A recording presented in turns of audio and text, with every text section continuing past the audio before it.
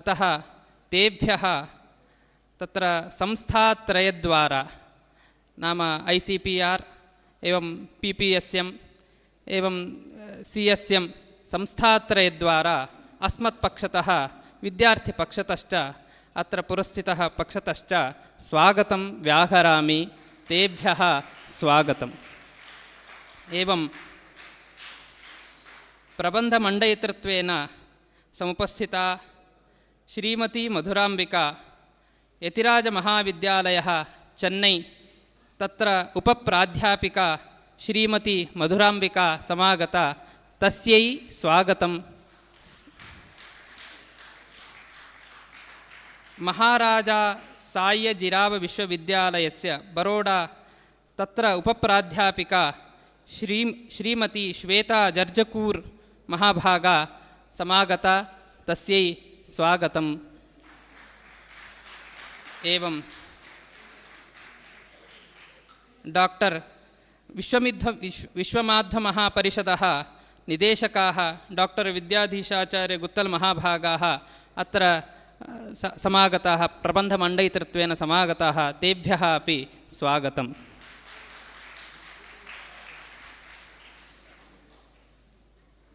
प्रथमतः अस्मिन् सत्रे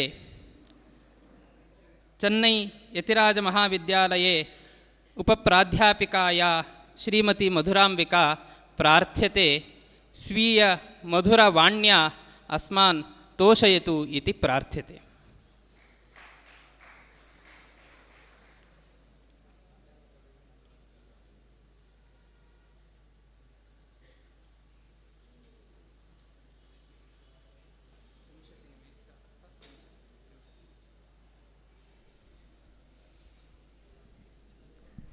नमस्सभायै। आदिकाव्ये सूर्यचन्द्रावधिकृत्य उपमालङ्कारः। वाल्मीकिना विरचितं श्रीमद्रामायणम् अतीव महत्त्वपूर्णो अयं ग्रन्थः। अत्र वन नदी पर्वत सूर्योदय चन्द्रोदय षड्ऋतु समुद्रादीनां सुन्दरं प्राकृतिकवर्णनं दृश्यते। संस्कृतवाङ्मये काव्येषु इतिहासेषु पुराणेषु च छन्दोरस अलङ्काराणां सुन्दरसमन्वयः वर्तते। अलङ्कारेषु उपमालङ्कारः सुप्रसिद्धः।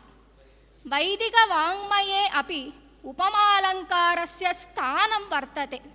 उपमायाः भिन्नभिन्नरूपाण्येव प्रायः अन्यलङ्काराः। अस्मिन् मम शोधप्रबन्धे आदिकाव्ये विद्यमानस्य उपमालङ्कारस्य विषये चर्चां कर्तुम् उद्युक्तास्मि। उपमालङ्कारस्य लक्षणम् अस्ति।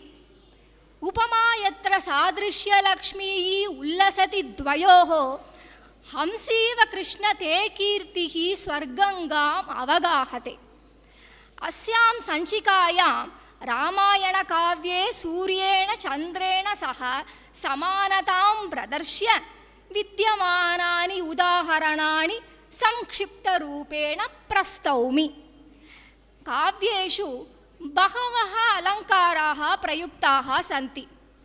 यद्यपि आदिकविना अस्मिन् काव्ये उपमानस्य भिन्नभिन्नप्रयोगाः कृताः, पत्रम् इदं केवलं सूर्यचन्द्रादिवधिकृत्य उपमानं निरूपणं करोति। चन्द्रेण सह उपमाकृतानि उदाहरणानि। उपमा अलङ्कारेषु उपमानम् उपमेयम् उपमावाचकशब्दः साधारणधर्मः इति चतुर्विधाः अंशाः वर्तन्ते। बालकाण्डे प्रथमसर्गे शौर्ये रामः विष्णुतुल्यः दृष्टया चन्द्रसदृशः आकर्षकः च। विष्णुना सदृशो वीर्ये सोमवत्प्रियदर्शनः शोधकालाग्निसदृशः क्रोधे क्षमया पृथिवी समः। अस्मिन् श्लोके चतुर्षु पादेषु एकस्य पादस्य विवरणम् अधः क्रियते। रामः उपमेयं, विष्णुः उपमानं, सदृशः उपमावाचकशब्दः, वीर्यं साधारणधर्मः। अयोध्याकाण्डे रामस्य वनगमनसमये माता कौसल्या शोकातुरा आसीत्। तदा परा राज्ञी तस्याः सह भगिनी च सुमित्रा तामेवं सान्त्वितवती। अहो शुभ कौसल्या अनिन्दनीयम् उदयचन्द्रवत् पुत्रं शिरः प्रणम्य पादौ सादरं नमस्कृत्य द्रष्टुं शक्यसि। शिरसा शरणावेतौ वन्दमानमनिन्दिते पुनर्द्रक्ष्यसि कल्याणी पुत्रं चन्द्रमिवोदितम्। अयोध्याकाण्डे 45तमे सर्गे महाप्रसिद्धः पूर्णचन्द्रसदृशः सर्वगुणैः समृद्धः च रामः अयोध्यानिवासिनां प्रियः अभवत्। अयोध्यानिलयनां हि पुरुषाणां महायशाः बभूव गुणसम्पन्नः पूर्णचन्द्र इव प्रियः। अग्रे तस्मिन्नेव काण्डे रामस्य माता कौसल्या पुनः तं द्रष्टुम् आशास्ति। यदा सः वनात् प्रत्यागच्छति तदा भवन्तम् अहम् उदयचन्द्रवत् द्रक्ष्यामीति वदति।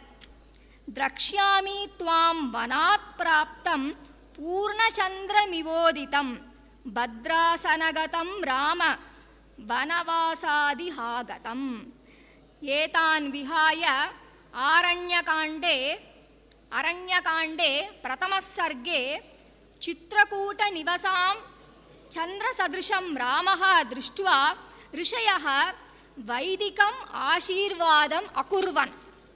ते तं सोममिवोद्यन्तं दृष्ट्वा वै धर्मचारिणः। सुन्दरकाण्डे प्रथमाध्याये हनुमान् यदा सीतायाः अन्वेषणार्थं समुद्रं लङ्घयितुं सज्जो अभूत् तदा वर्णमेवं कृतमस्ति। तदा हनुमतः कान्तिः उज्ज्वलचन्द्रवत् आसीत्। सूर्येण सह उपमा कृतानि उदाहरणानि। बालकाण्डे 22तमे सर्गे अद्भुतशूरवीररामस्य उल्लेखः अस्ति।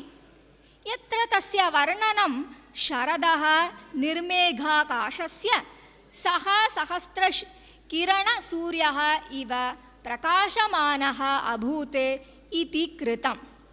विद्यासमुदितो रामः शुशुभे भीमविक्रमः सहस्ररश्मिर्भगवान् शरदीव दिवाकरः। बालकाण्डे विद्वद्भिः पण्डितैः समर्थैः मन्त्रिभिः सह समागतः राजा दशरथः तेजस्वीकरणैः उदयमानेन सूर्येण सदृशः इति वर्णितम्।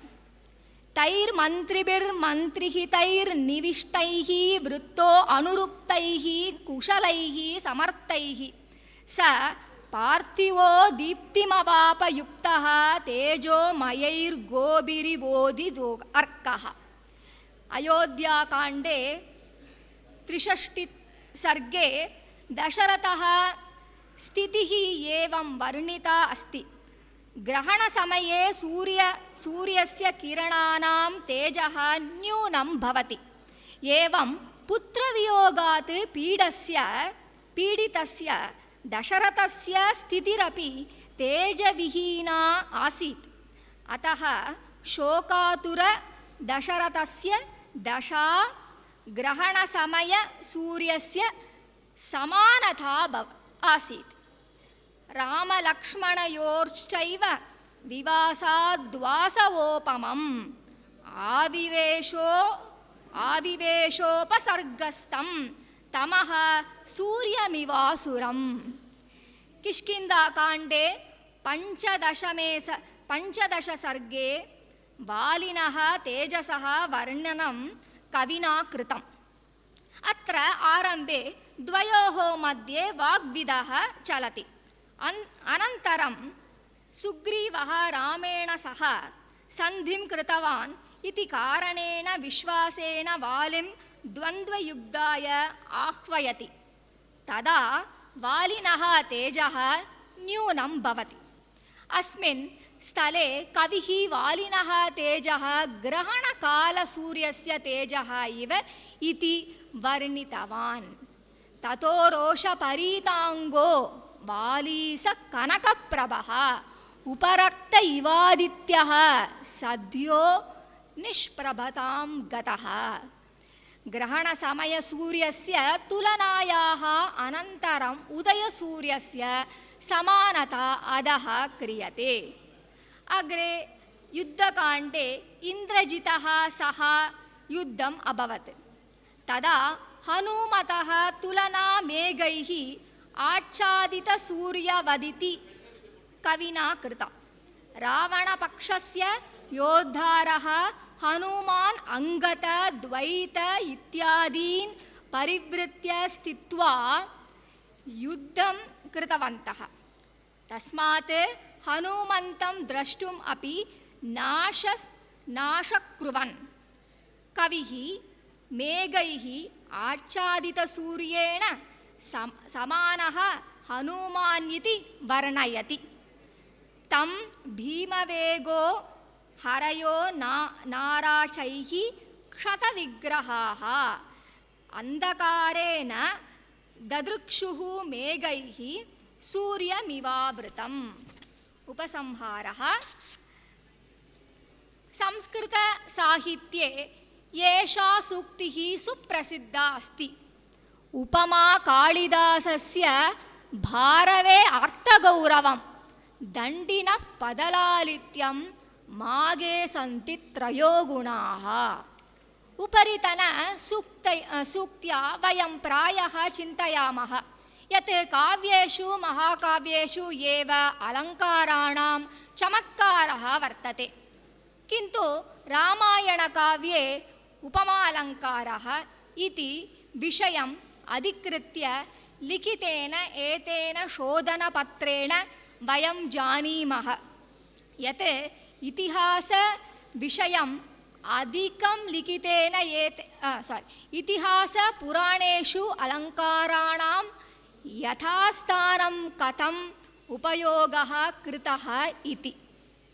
अस्मिन् शोधनपत्रे ये विषयाः प्रस्तुताः ततो अपि अधिकाः गभीराः सागरसमानाः विषयाः अलङ्काराणां रसाणां छन्दसां विषये इतिहासेषु वर्तन्ते।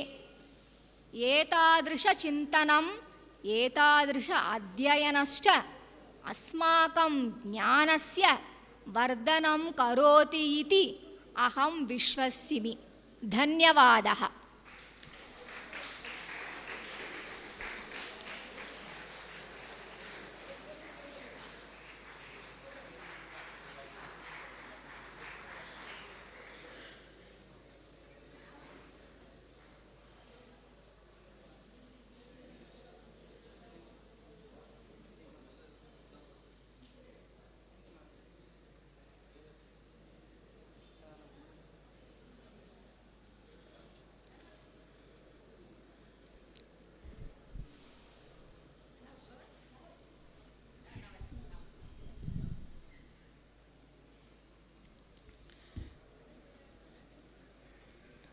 आदिकाव्ये सूर्यचन्द्रौ अधिकृत्य उपमालङ्कारः इति विषये श्रीमती मधुराम्बिका सम्यगेव विषयम् उपस्थापितवती। तस्यै धन्यवादः संस्थाद्वारा समर्प्यते। इतः परं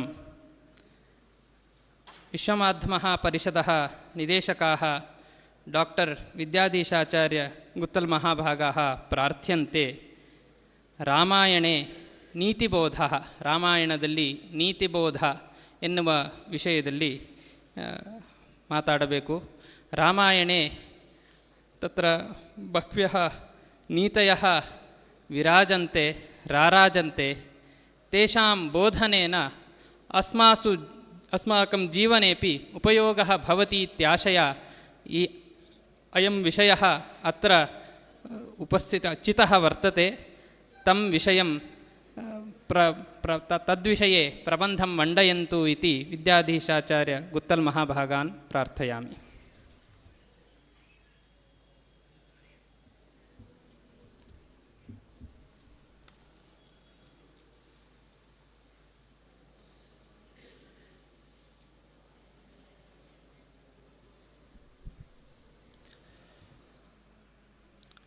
ಶ್ರೀ ಗುರುಭ್ಯೋ ನಮಃ.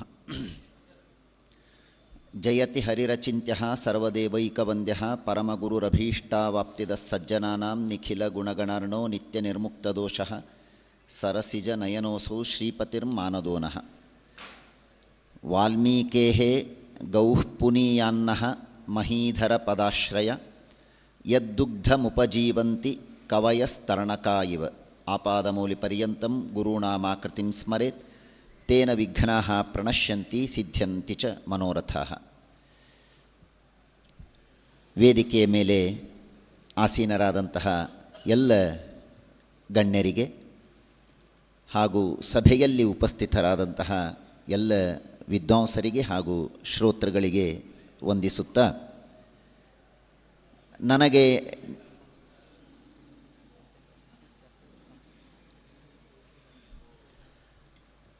ನನಗೆ ನೀಡಿದಂತಹ ವಿಷಯ ರಾಮಾಯಣದಲ್ಲಿ ನೀತಿ ಬೋಧನೆ ಅಂತ.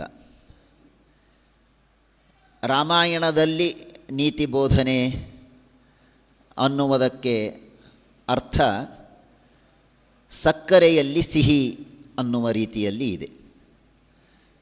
ರಾಮಾಯಣ ಅನ್ನುವ ಸಮಗ್ರ ಗ್ರಂಥವೇ, ಕಾವ್ಯವೇ ನೀತಿ ರೂಪವಾದದ್ದು.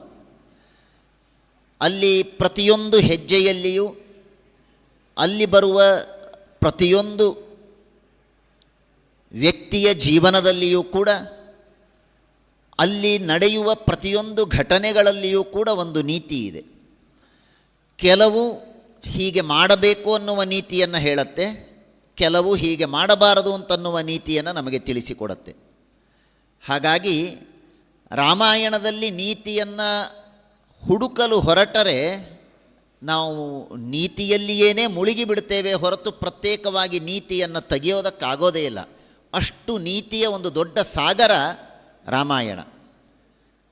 ಆದರೂ ಒಂದೆರಡು ಅಂಶಗಳನ್ನು, ಕೆಲವು ವಿಷಯಗಳನ್ನು ರಾಮಾಯಣದಲ್ಲಿ ನೀತಿ ರೂಪದಲ್ಲಿ ನಮಗೆ ತಿಳಿಸಿಕೊಟ್ಟ ವಿಷಯಗಳನ್ನು ಯಥಾಮತಿಯಾಗಿ ಹೇಳುವ ಪ್ರಯತ್ನವನ್ನು ಮಾಡ್ತಾ ಇದ್ದೇನೆ. ನೀತಿ ಅನ್ನುವ ಶಬ್ದಕ್ಕೆ ವ್ಯುತ್ಪತ್ತಿಯನ್ನು ಅನೇಕ ಕೋಶಗಳಲ್ಲಿ ಬೇರೆ ಬೇರೆ ರೀತಿಯಾಗಿ ತೋರಿಸಿದ್ದಾರೆ. ಪ್ರಾಯ ಅನೇಕ ಕಡೆಗೆ ವ್ಯಾಖ್ಯಾನ ಮಾಡಿದಂತೆ ನೀತಿ ಅನ್ನುವುದಕ್ಕೆ ನೀಯಂತೆ ಉಪಾಯಾದಯ ಐಹಿಕ ಆಮುಷ್ಮಿಕ ಅರ್ಥಾಃ ಯಯಾ ಸಾ ನೀತಿ ಅಂತ.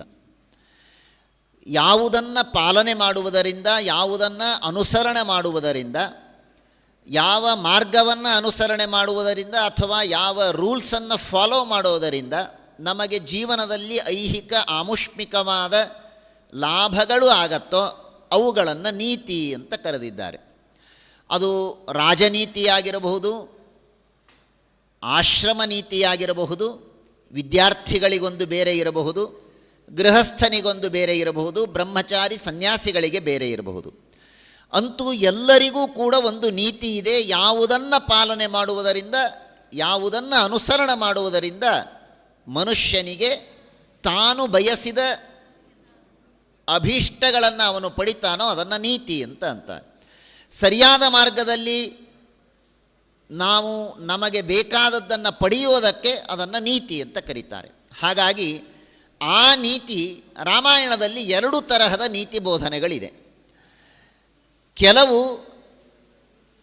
ಅಲ್ಲಿರುವ ಪಾತ್ರಗಳು ತಮ್ಮ ಆಚರಣೆಯ ಮೂಲಕ ನಮಗೆ ನೀತಿಯನ್ನು ತಿಳಿಸಿಕೊಟ್ಟರೆ, ಕೆಲವು ವಾಲ್ಮೀಕಿಯ ಮಾತುಗಳ ಮೂಲಕ, ಅಲ್ಲಿ ಬರುವ ಪಾತ್ರಗಳ ಸಂವಾದದ ಮೂಲಕ ತಿಳಿದುಕೊಳ್ಳುವಂತಹ ನೀತಿಗಳು ಮತ್ತೊಂದು ತರಹದ್ದು. ಈಗ ನಾನು ಹೇಳಲಿಕ್ಕೆ ಹೊರಟದ್ದು ಎರಡನೆಯ ತರಹದ ನೀತಿಗಳು. ಅಲ್ಲಿ ವಾಕ್ಯ ರೂಪದಲ್ಲಿ ಸಿಗುವ ನೀತಿಗಳ ಬಗ್ಗೆ ನಾನು ಸ್ವಲ್ಪ ಚಿಂತನವನ್ನು ಮಾಡ್ತೇನೆ. ಪಾತ್ರಗಳ ಬಗ್ಗೆ, ಅಲ್ಲಿರುವ ಕ್ಯಾರೆಕ್ಟರ್ಸ್ ಅವರು ತೋರಿಸಿದಂತಹ ನೀತಿಗಳು ಸಾಕಷ್ಟಿದೆ. ರಾಮಚಂದ್ರ ದೇವರು, ಲಕ್ಷ್ಮಣ, ಭರತ, ಸೀತೆ, ಶತ್ರುಘ್ನ, ರಾವಣ, ವಿಭೀಷಣ, ಹನುಮಂತ, ಸುಗ್ರೀವ, ವಾಲಿ, ದಶರಥ, ಜನಕ, ಹೀಗೆ ನಾನಾ ತರಹದ ಪಾತ್ರಗಳು, ರಾಮಾಯಣದಲ್ಲಿರುವಂತಹ ಪಾತ್ರಗಳು ನಮಗೆ ತಮ್ಮ ತಮ್ಮ ಜೀವನದ ತಮ್ಮ ತಮ್ಮ ಆಚರಣೆಯ ಮೂಲಕವೇ ನಮಗೆ ಅನೇಕ ನೀತಿಗಳನ್ನು ತಿಳಿಸಿಕೊಟ್ಟಿದ್ದಾರೆ. ಅದು ಪಿತೃಭಕ್ತಿ ಇರಬಹುದು, ಹಿರಿಯರಲ್ಲಿ ಗೌರವ ಇರಬಹುದು, ಅಧ್ಯಯನ ಮಾಡುವ ದೀಕ್ಷೆ ಇರಬಹುದು, ದೇಶಪ್ರೇಮ ಇರಬಹುದು, ಒಂದಲ್ಲ ಎರಡಲ್ಲ ನಾನಾ ರೀತಿಯ ನೀತಿಯನ್ನು ನಮಗೆ ರಾಮಾಯಣದ ಪಾತ್ರಗಳು ನಮಗೆ ತಿಳಿಸಿಕೊಡುತ್ತೆ.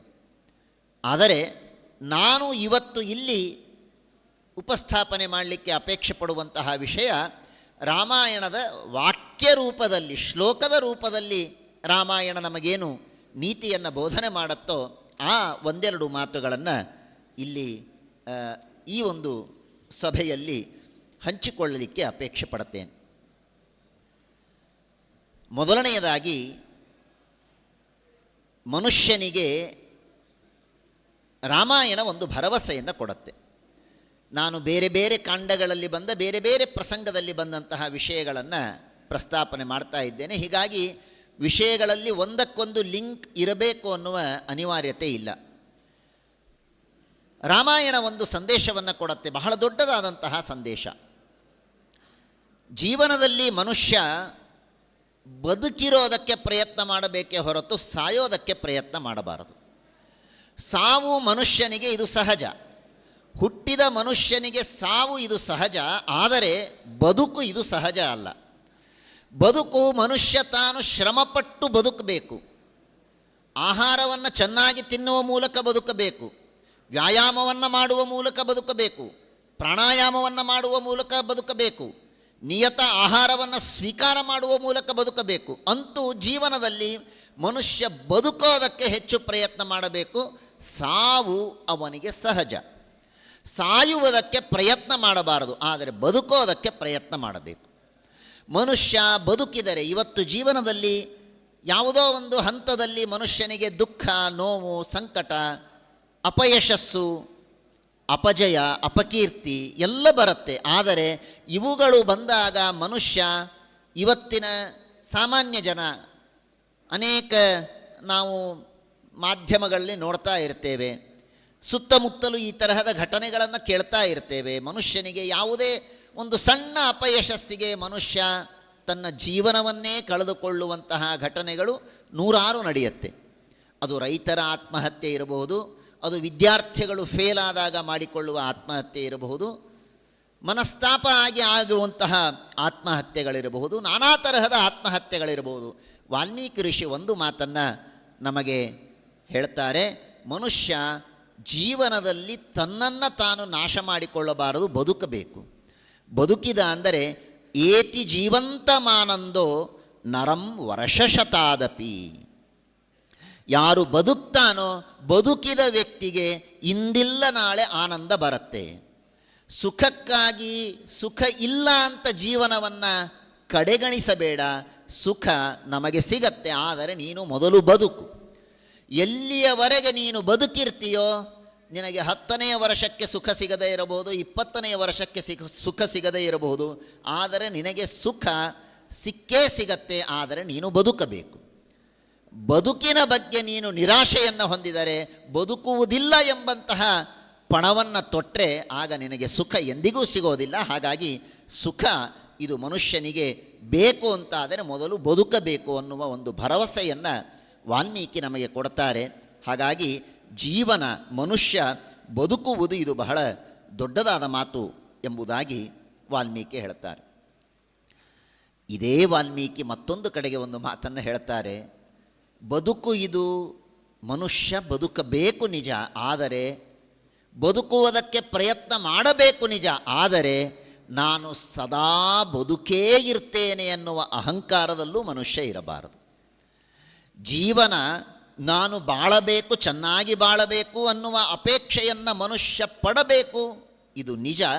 ಆದರೆ ನಾನು ಸದಾ ಬದುಕೇ ಇರ್ತೇನೆ, ನಾನು ಶಾಶ್ವತ ಅನ್ನುವ ಅಹಂಕಾರದಲ್ಲಿಯೂ ಮನುಷ್ಯ ಇರಬಾರದು ಅನ್ನುವ ಮಾತನ್ನು ವಾಲ್ಮೀಕಿ ಋಷಿಗಳು ತಿಳಿಸಿಕೊಡ್ತಾರೆ. ಬಹಳ ಪ್ರಸಿದ್ಧವಾದಂತಹ ಮಾತು, ಮಹಾಭಾರತದಲ್ಲಿಯೂ ಈ ಮಾತು ಬರುತ್ತೆ. ವಾಲ್ಮೀಕಿ ಋಷಿಗಳು ಹೇಳ್ತಾರೆ, ಸರ್ವೇ ಕ್ಷಯಾಂತ ನಿಚಯಾ ಪತನಾಂತ ಸಮುಚ್ಛ್ರಯಾ ಸಂಯೋಗಾ ವಿಪ್ರಯೋಗಾಂತಹ ಮರಣಾಂತ ಹಿ ಜೀವಿತಂ.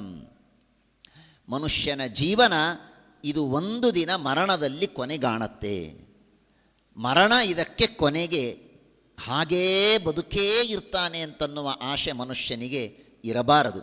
ಬದುಕುವುದಕ್ಕೆ ಪ್ರಯತ್ನ ಮಾಡಬೇಕಾದದ್ದು ಎಷ್ಟು ಅನಿವಾರ್ಯವೋ, ಈ ಬದುಕು ಶಾಶ್ವತ ಅಲ್ಲ ಅನ್ನುವ ವಿವೇಕವನ್ನು ಕೂಡ ಮನುಷ್ಯ ಪಡೆದಿದ್ದರೆ ಆಗ ಮನುಷ್ಯನ ಜೀವನದಲ್ಲಿ ಬ್ಯಾಲೆನ್ಸ್ ಇರುತ್ತೆ. ಇಲ್ಲದೇ ಇದ್ದರೆ ಮನುಷ್ಯ ಬ್ಯಾಲೆನ್ಸ್ ಕಳೆದುಕೊಳ್ತಾನೆ.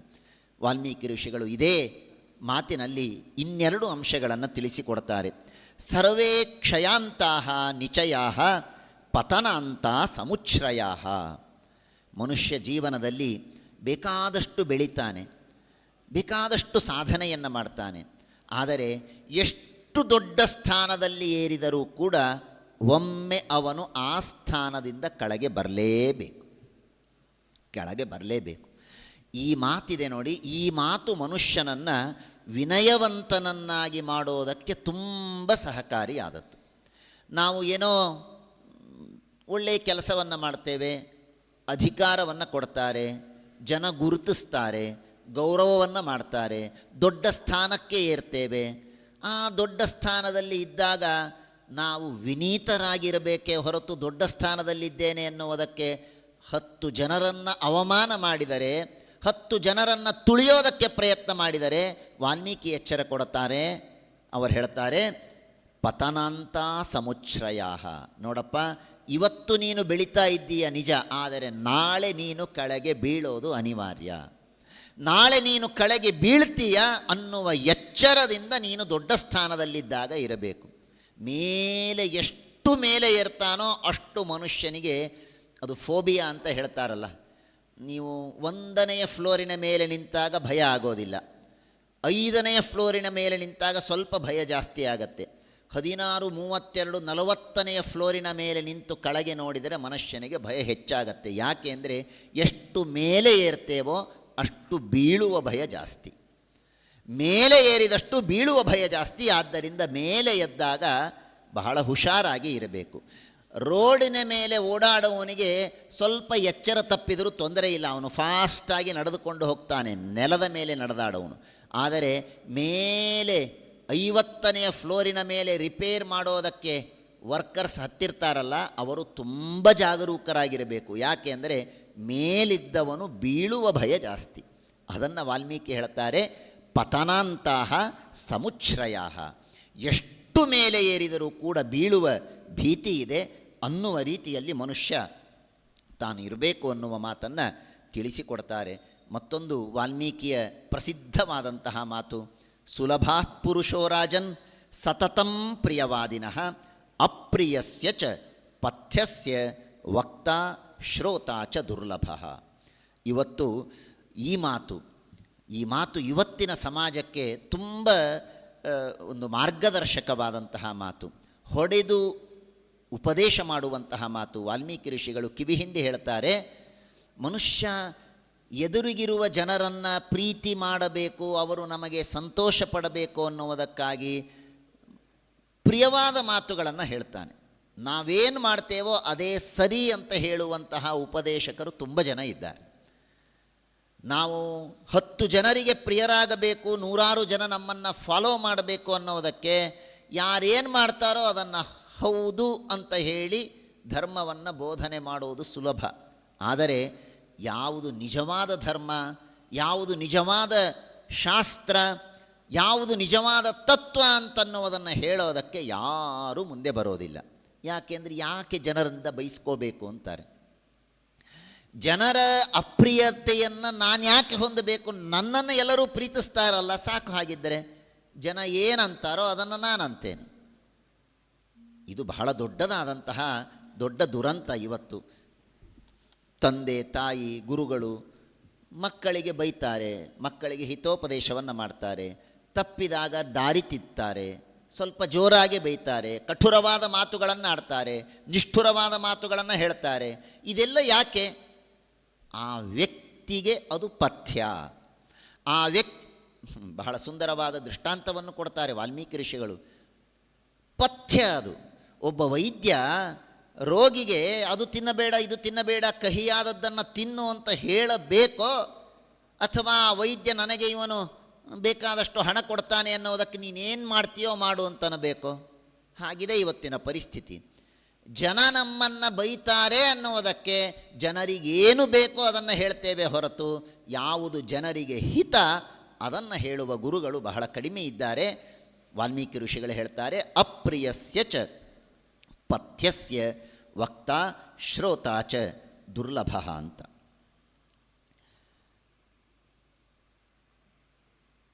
ರಾವಣ ಸೀತೆಯನ್ನು ಅಪಹಾರ ಮಾಡಿಕೊಂಡು ಹೋಗುವ ಸಂದರ್ಭದಲ್ಲಿ ಜಟಾಯು ರಾವಣನನ್ನು ತಡಿತಾನೆ. ಜಟಾಯು ರಾವಣನನ್ನು ತಡೆಯುವ ಸಂದರ್ಭದಲ್ಲಿ ಜಟಾಯು ಒಂದೆರಡು ಮಾತುಗಳನ್ನು ಹೇಳ್ತಾನೆ, ಬಹಳ ಸುಂದರವಾದಂತಹ ಮಾತುಗಳು. ಇದರಲ್ಲಿ ಒಂದು ಮ್ಯಾನೇಜ್ಮೆಂಟಿನ ಒಂದು ತತ್ವವೂ ಅಡಗಿದೆ. ಮನುಷ್ಯನಿಗೆ ಹೇಗಿರಬೇಕು ಜೀವನದಲ್ಲಿ ಧಾರ್ಮಿಕವಾಗಿ ಅನ್ನುವ ಮಾತನ್ನು ಕೂಡ ಜಟಾಯು ಹೇಳ್ತಾನೆ. ಸಾಮಾನ್ಯವಾಗಿ ಇವತ್ತು ಮನುಷ್ಯ ಅನೇಕ ಸ್ಟ್ರೆಸ್ಗಳನ್ನು ತೆಗೆದುಕೊಳ್ತಾನೆ. ಎಲ್ಲವನ್ನೂ ಮಾಡಬೇಕು ಅಂತನ್ನುವ ಹಂಬಲದಲ್ಲಿ ಯಾವುದನ್ನೂ ಪೂರ್ಣ ಮಾಡೋದಿಲ್ಲ, ಎಲ್ಲದರ ಭಾರವನ್ನು ತಲೆಯ ಮೇಲೆ ಹೊತ್ತುಕೊಳ್ತಾನೆ. ಜಟಾಯು ಹೇಳ್ತಾನೆ, ಬಹಳ ಸುಂದರವಾದ ಮಾತನ್ನು ಹೇಳ್ತಾನೆ, ಸಭಾರಃ ಸೌಮ್ಯ ಧರ್ತವ್ಯ ಯೋ ನರಂ ನಾವಸಾದಯೇತ್ ತದನ್ನಮಪಿ ಭೋಕ್ತವ್ಯಂ ಜೀರ್ಯತೆ ಯದನಾಮಯಂ. ಮನುಷ್ಯ ಯಾವುದನ್ನು ಊಟ ಮಾಡಬೇಕು ಅಂದರೆ, ಯಾವ ಅನ್ನವನ್ನು ತಿಂದರೆ ಅವನಿಗೆ ಜೀರ್ಣ ಆಗತ್ತೋ ಅದನ್ನು ಅವನು ಭೋಗ ಮಾಡಬೇಕು. ನನಗೆ 2 ಚಪಾತಿ ತಿಂದರೆ ಜೀರ್ಣಿಸಿಕೊಳ್ಳುವ ಶಕ್ತಿ ಇದ್ದರೆ ನಾನು 2 ಚಪಾತಿ ತಿನ್ನಬೇಕೇ ಹೊರತು 10 ಚಪಾತಿಯನ್ನು ತಿನ್ನಬಾರದು. ನಾನು ಬೇಗನೆ ಬಲವಂತನಾಗಬೇಕು, ನನಗೆ ಬೇಗನೆ ಶಕ್ತಿ ಬರಬೇಕು ಅನ್ನೋದಕ್ಕೆ 5 ದಿನದ ಊಟವನ್ನು 1 ದಿನ ಮಾಡಿದರೆ ಮನುಷ್ಯನಿಗೆ ಅದು ತಡೆಯೋದಿಲ್ಲ. ವಿಪರೀತವಾಗಿ ಅವನಿಗೆ ಅದು ವಿಷವಾಗತ್ತೆ, ಅವನಿಗೆ ಅದು ರೋಗವನ್ನು ತಂದುಕೊಡುತ್ತೆ. ಹಾಗೆ ರಾವಣ, ನೀನು ಸೀತೆಯನ್ನು ಅಪಹಾರ ಮಾಡಿಕೊಂಡು ಹೋಗ್ತಾ ಇದ್ದೀಯಲ್ಲ, ಇದು ನಿನ್ನ ತಾಕತ್ತಲ್ಲ, ನಿನಗೆ ಯೋಗ್ಯತೆ ಇಲ್ಲ, ನೀನು ಮಾಡಬಾರದ ಕೆಟ್ಟ ಕೆಲಸವನ್ನು ಮಾಡ್ತಾ ಇದ್ದೀಯ. ಸಭಾರಃ ಸೌಮ್ಯ ಧರ್ತವ್ಯ ಯೋ ನರಂ ನಾವಸಾದಯೇತ್. ನೀನು ಯಾವ ಭಾರವನ್ನು ಹೊತ್ತರೆ ಮನುಷ್ಯ ತನ್ನನ್ನು ತಾನು ನಾಶ ಮಾಡಿಕೊಳ್ಳೋದಿಲ್ಲವೋ ಅಷ್ಟೇ ಭಾರವನ್ನು ಹೊರಬೇಕು. ನನಗೆ 5 kg ಭಾರವನ್ನು ಹೊರೋದಕ್ಕೆ ಸಾಧ್ಯ ಇದ್ದರೆ ನಾನು 5 kgಯನ್ನು ತೆಗೆದುಕೊಳ್ಳಬೇಕು ಹೊರತು 50 kgಯನ್ನು ತಲೆಯ ಮೇಲೆ ಹೊರಬಾರದು, 500 kgಯನ್ನು ತಲೆಯ ಮೇಲೆ ಹೊರಬಾರದು, ನಾನು ಸತ್ತು ಹೋಗ್ತೇನೆ.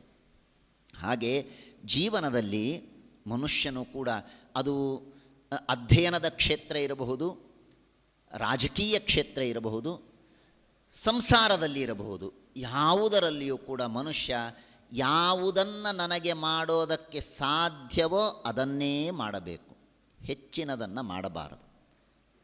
ಇವತ್ತು ತಮಾಷೆಗಾಗಿ ಹೇಳುವುದಾದರೆ, ಈಗ ರಾಜ್ಯದಲ್ಲಿ ನಾನಾ ತರಹದ ಯೋಜನೆಗಳನ್ನು ಮಾಡಿ ಉಚಿತವಾಗಿ ಎಲ್ಲವನ್ನು ಕೊಡ್ತಾ ಇದ್ದಾರೆ. ರಾಜ್ಯದ ಬೊಕ್ಕಸಕ್ಕೆ ಭಾರ ಇದು.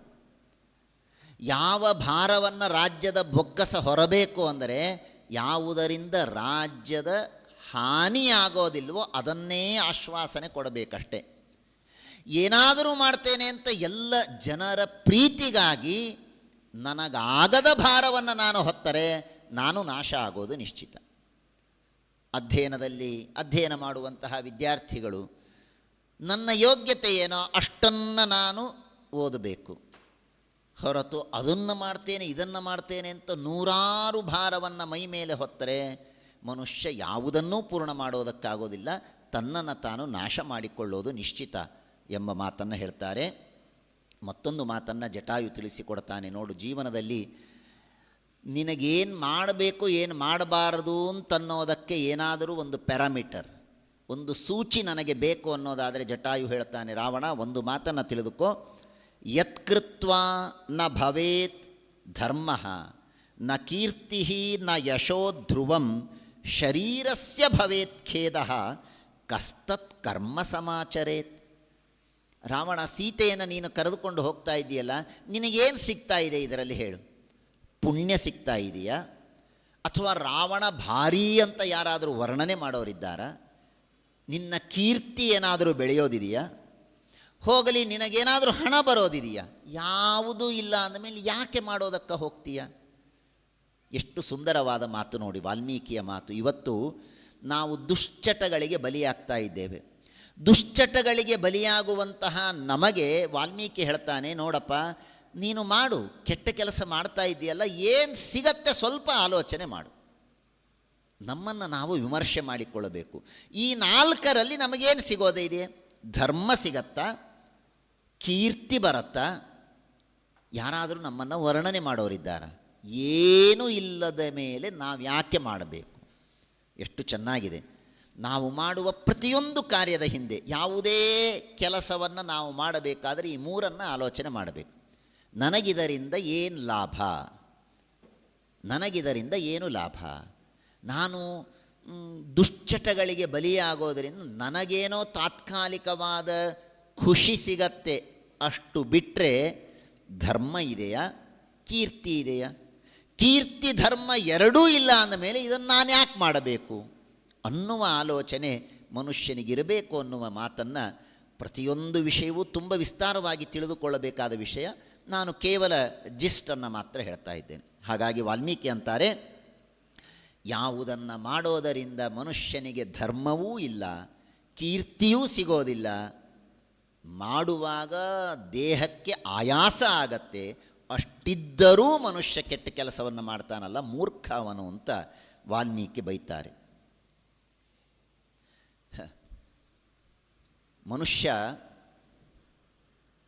ಏನು ಮಾಡಬೇಕು, ಏನು ಮಾಡಬಾರದು, ಕೀರ್ತಿ ಬರುವಂತಹ ಕಾರ್ಯವನ್ನು ಮಾಡಬೇಕು ಅಂತ. ಇದೊಂದು ಅರ್ಥದಲ್ಲಿ ಇದು ಜನತಾ ನ್ಯಾಯಾಲಯ ಅಂತ ವಾಲ್ಮೀಕಿ ಒಂದು ಹೊಸ ಕಾನ್ಸೆಪ್ಟ್ ಹೇಳ್ತಾರೆ. ಇದು ಜನತಾ ನ್ಯಾಯಾಲಯ. ಮನುಷ್ಯ ಕೆಟ್ಟ ಕೆಲಸವನ್ನು ಮಾಡಿದರೆ ಅವನಿಗೆ ರಾಜ ಶಿಕ್ಷೆ ಕೊಡ್ತಾನೆ, ಇದೊಂದು ಪಕ್ಕಕ್ಕೆ ಇಡಿ. ಆದರೆ ವಾಲ್ಮೀಕಿ ಒಂದು ಮಾತನ್ನು ಹೇಳ್ತಾರೆ, ನೋಡು, ಜೀವನದಲ್ಲಿ ಮನುಷ್ಯ ಎಷ್ಟು ಅಪಯಶಸ್ಸನ್ನು ಗಳಿಸ್ತಾನೋ ಅಷ್ಟು ದಿನ ಅವನು ನರಕದಲ್ಲಿ ಇರ್ತಾನೆ. ಅಷ್ಟನ್ನು ಸಿಂಪಲ್ಲಾಗಿ ತಿಳಿದುಕೊಂಡು ಬಿಡು. ವಾಲ್ಮೀಕಿ ಹೇಳ್ತಾರೆ, ಅಕೀರ್ತಿರಿ ಯಸ್ಯ ಗೀಯೇತ್ ಲೋಕೇ ಭೂತಸ್ಯ ಕಸ್ಯಚಿತ್ ಪತತ್ಯೇವಾಧಮಾನ್ ಲೋಕಾನ್ ಯಾವತ್ ಶಬ್ದ ಪ್ರಕೀರ್ತ್ಯತೆ. ಮಹಾಭಾರತದಲ್ಲಿಯೂ ಈ ಮಾತು ಬರುತ್ತೆ. ವಾಲ್ಮೀಕಿ ಋಷಿಗಳು ಹೇಳ್ತಾರೆ, ಜೀವನದಲ್ಲಿ ನನ್ನ ಬಗ್ಗೆ ಎಲ್ಲಿಯವರೆಗೆ ಅಪಕೀರ್ತಿ ಭೂಮಿಯಲ್ಲಿರುತ್ತೋ ಅಲ್ಲಿಯವರೆಗೆ ನಾನು ನರಕದಲ್ಲಿರ್ತೇನೆ ಅಂತ. ಎಷ್ಟು ಚೆನ್ನಾಗಿದೆ ನೋಡಿ. ಹಾಗಾದರೆ ಇದರಿಂದ ವಾಲ್ಮೀಕಿ ನನಗೇನು ಹೇಳ್ತಾರೆ? ನಮ್ಮ ಬಗ್ಗೆ ಅಪಕೀರ್ತಿ ಬರದೇ ಇದ್ದಂತೆ ನಾವು ನಮ್ಮ ಚಾರಿತ್ರ್ಯವನ್ನು, ನಮ್ಮ ಸದಾಚಾರವನ್ನು, ನಮ್ಮ ಆಚರಣೆಯನ್ನು ಜೀವನದಲ್ಲಿ ರೂಢಿಸಿಕೊಳ್ಳಬೇಕು. ನಮ್ಮ ಚಾರಿತ್ರ್ಯ ಇಷ್ಟು ಶುದ್ಧವಾಗಿರಬೇಕಲ್ಲ, ನಮ್ಮ ಬಗ್ಗೆ ಅಪಕೀರ್ತಿ ಇರಬಾರದು. ಇವತ್ತು ನಾನು ರಾಜನಾಗ್ತೇನೆ, ನಾನು ಮಂತ್ರಿ ಆಗ್ತೇನೆ, ನಾನು ಆರಿಸಿ ಬರ್ತೇನೆ, ನಾನು ಮುಖ್ಯಮಂತ್ರಿಯೋ ಗೃಹ ಮಂತ್ರಿಯೋ ಏನೋ ಆಗ್ತೇನೆ. ನಾನೊಮ್ಮೆ ಆರಿಸಿ ಬಂದರೆ ನನಗೆ 5 ವರ್ಷ ಯಾರೂ ಅಳ್ಳಾಡಿಸುವಂತೆ ಇಲ್ಲ. ಆದರೆ ವಾಲ್ಮೀಕಿ ಹೇಳ್ತಾರೆ ಹಾಗಲ್ಲ ಅಂತಾರೆ. ಅದು ಅಲ್ಲ ಸರಿ. ನಿನ್ನ ಬಗ್ಗೆ ತಪ್ಪು ಮಾತುಗಳು ಜನತೆಯ ಬಾಯಲ್ಲಿ ಬಂತು ಅಂದರೆ ಮುಗಿತು ನಿನ್ನ ಅಧಿಕಾರ, ನೀನು ಕೆಳಗಿಳಿಬೇಕು. ಎಲ್ಲಿಯವರೆಗೆ ಮತ್ತೆ ಜನ ನಿನ್ನ ಬಗ್ಗೆ ಒಳ್ಳೆಯ ಮಾತುಗಳನ್ನು ಹೇಳೋದಕ್ಕೆ ಶುರು ಮಾಡೋದಿಲ್ವೋ ಅಲ್ಲಿಯವರೆಗೆ ನಿನಗೆ ಮೇಲ್ಕೊಡೋದಕ್ಕೆ ಅಧಿಕಾರ ಇಲ್ಲ. ಯಾವತ್ ಶಬ್ದ ಪ್ರಕೀರ್ತ್ಯತೆ. ನಿನ್ನ ಬಗ್ಗೆ ಅಪಕೀರ್ತಿ ಜನತೆಯ ಬಾಯಿಯಲ್ಲಿ ಬಂದರೆ ನೀನು ರಾಜ್ಯಕ್ಕೆ ಅರ್ಹನಲ್ಲ, ನೀನು ಕೆಳಗಿಳಿಬೇಕು ಅನ್ನುವ ಮಾತನ್ನು ವಾಲ್ಮೀಕಿ ಋಷಿಗಳು ನಮಗೆ ತಿಳಿಸಿಕೊಡ್ತಾರೆ. ಮನುಷ್ಯನಿಗೆ ಈ ಮಾತು, ವಾಲ್ಮೀಕಿಯ ಮುಂದಿನ ಮಾತು ಬಹಳ ಸುಂದರವಾದಂತಹ ಮಾತು. ಸಾಮಾನ್ಯವಾಗಿ ಮನುಷ್ಯ ಬೇಕಾದಷ್ಟು ಜೀವನದಲ್ಲಿ ಹಣ ಗಳಿಸಿರ್ತಾನೆ, ಒಳ್ಳೆಯ ಭೋಗವನ್ನು ಮಾಡ್ತಾ ಇರ್ತಾನೆ, ಬೇಕಾದಷ್ಟು ಹಣ ಸಂಪತ್ತು ಎಲ್ಲ ಇರುತ್ತೆ. ಹಣ ಸಂಪತ್ತು ಇದ್ದಾಗ ಮನುಷ್ಯ ಭೋಗವನ್ನು ಮಾಡ್ತಾನೆ. ಆದರೆ ಏನೋ ದೈವವಶಾತ್ ಅವನಿಗೆ ದಾರಿದ್ರ್ಯ ಬರುತ್ತೆ, ಶ್ರೀಮಂತಿಕೆ ಹೋಗಿಬಿಡತ್ತೆ. ಶ್ರೀಮಂತಿಕೆ ಹೋಗಿ ದಾರಿದ್ರ್ಯ ಬಂದಾಗ ಮನುಷ್ಯ ಅದನ್ನು ಚೆನ್ನಾಗಿ, ಶ್ರೀಮಂತಿಕೆಯನ್ನು ಹೇಗೆ ಭೋಗಿಸಿದನೋ ಹಾಗೆ ದಾರಿದ್ರ್ಯವನ್ನು ಭೋಗಿಸುವ ಒಂದು ಸ್ಥಿಮಿತತೆ ಅವನಿಗೆ ಇರಬೇಕು. ಇಲ್ಲದೇ ಹೋದರೆ ಪಾಪಗಳು ಮಾಡೋದಕ್ಕೆ ಶುರುವಾಗೋದೇನೆ ಆ ಪ್ರಸಂಗದಲ್ಲಿ. ಯಾಕೆ ಅಂದರೆ ಜೀವನದಲ್ಲಿ ಒಮ್ಮೆ ಭೋಗ ಮಾಡಿರ್ತಾನೆ. ಯಾವತ್ತೂ ಅವನಿಗೆ 5 ಸ್ಟಾರ್ ಹೋಟೆಲ್ ಬಿಟ್ಟು ಬೇರೆ ಕಡೆಗೆ ಊಟ ಮಾಡಿ ಗೊತ್ತೇ ಇಲ್ಲದ ವ್ಯಕ್ತಿ ಇದ್ದಾನೆ. ಅವನಿಗೆ ದಾರಿದ್ರ್ಯ ಬಂತು. ಅವನೇನು ಮಾಡ್ತಾನೆ? ಎಲ್ಲೋ ರೋಡಿನಲ್ಲಿ 2 ರೂಪಾಯಿ ಕೊಟ್ಟು ಅವನಿಗೆ ತಿನ್ನೋದಕ್ಕೆ ಮನಸ್ಸಿಲ್ಲ. ಅವನಿಗೆ 5 ಸ್ಟಾರ್ಗೆ ಹೋಗಬೇಕು. ಹಾಗಾದರೆ ಅವನೇನು ಮಾಡ್ತಾನೆ? ಹಣವನ್ನು ಅನ್ಯಾಯದಿಂದ ಗಳಿಸೋದಕ್ಕೆ ಪ್ರಾರಂಭ ಮಾಡ್ತಾನೆ. ಹಣ ಗಳಿಸೋದಕ್ಕೆ, ಅನ್ಯಾಯದಿಂದ ಗಳಿಸೋದಕ್ಕೆ ಯಾಕೆ ಶುರು ಮಾಡ್ತಾನೆ ಅಂದರೆ ಮನುಷ್ಯ ಅವನಿಗೆ ತನ್ನದೇನು ಲೆವೆಲ್ ಇದೆಯೋ ಆ ಲೆವೆಲ್ ಯಾವತ್ತೂ ಕಡಿಮೆಯಾಗಬಾರದು ಅಂತನ್ನುವ ಒಂದು ಅಹಂಕಾರ ಇರುತ್ತೆ. ವಾಲ್ಮೀಕಿ ಆ ಮಾತನ್ನು ಹೇಳ್ತಾರೆ, ವಿಚ್ಛಿದ್ಯಂತೆ ಕ್ರಿಯಾ ಸರ್ವಾಹ ಗ್ರೀಷ್ಮೆ ಕುಸರಿತೋ ಯಥಾ ಸೋಯಮರ್ಥಂ ಪರಿತ್ಯಜ್ಯ ಸುಖ ಕಾಮ ಸುಖೈಧಿತಃ ಪಾಪಮಾಚರತೆ ಕರ್ತುಂ ತದಾ ದೋಷ ಪ್ರವರ್ಧತೆ. ಸುಖವಾಗಿ ಜೀವನವನ್ನು ಮಾಡಿದಂತಹ ವ್ಯಕ್ತಿ ಯಾವಾಗ ಸ್ವಲ್ಪ ತಾನು ದರಿದ್ರನಾಗ್ತಾನೋ ಆಗ ಮತ್ತೆ ಆ ಸುಖವನ್ನು ಪಡೆಯೋದಕ್ಕೆ ಕೆಟ್ಟ ಕೆಲಸವನ್ನು ಮಾಡೋದಕ್ಕೆ ಶುರು ಮಾಡ್ತಾನೆ. ಹಾಗಾಗಬಾರದು. ಮನುಷ್ಯ ಸಂತೋಷದಲ್ಲಿದ್ದಾಗ, ಶ್ರೀಮಂತಿಕೆಯಲ್ಲಿದ್ದಾಗ ಹೇಗೆ ಸುಖವನ್ನು ಅನುಭವಿಸಿದನೋ ಹಾಗೆ ದಾರಿದ್ರ್ಯದಲ್ಲೂ ಸುಖವನ್ನು ಅನುಭವಿಸುವ ಕಲೆಯನ್ನು ನಾವು ಕಲಿಯಬೇಕು. ಇದಕ್ಕಾಗಿಯೇ ನಮ್ಮ ಶಾಸ್ತ್ರಗಳಲ್ಲಿ ತಪಸ್ಸು, ವ್ರತಗಳು, ಉಪವಾಸಗಳು ಇವುಗಳನ್ನೆಲ್ಲ ಹೇಳಿಕೊಟ್ಟದ್ದು. ಇವೆಲ್ಲ ಯಾಕೆ ಬಂತು ನಮ್ಮ ಶಾಸ್ತ್ರಗಳಲ್ಲಿ?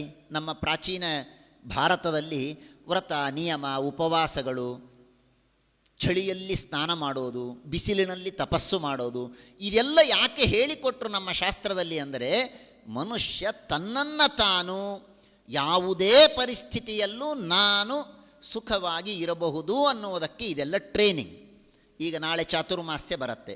ಚಾತುರ್ಮಾಸ್ಯದಲ್ಲಿ ಅದು ತಿನ್ನಬಾರದು, ಇದು ತಿನ್ನಬಾರದು ಅಂತೇನೇನೋ ನಿಯಮಗಳನ್ನು ಮಾಡಿದ್ದಾರೆ.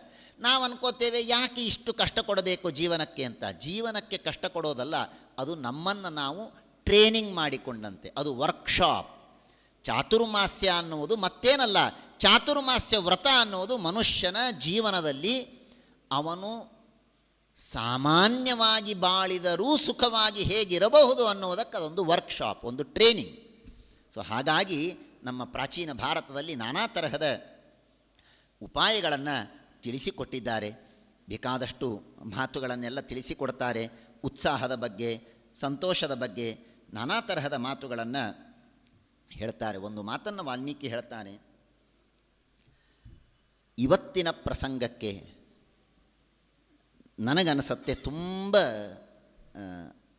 ಔಚಿತ್ಯಪೂರ್ಣವಾದಂತಹ ಮಾತು. ಒಬ್ಬ ವ್ಯಕ್ತಿ ಇರ್ತಾನಂತೆ.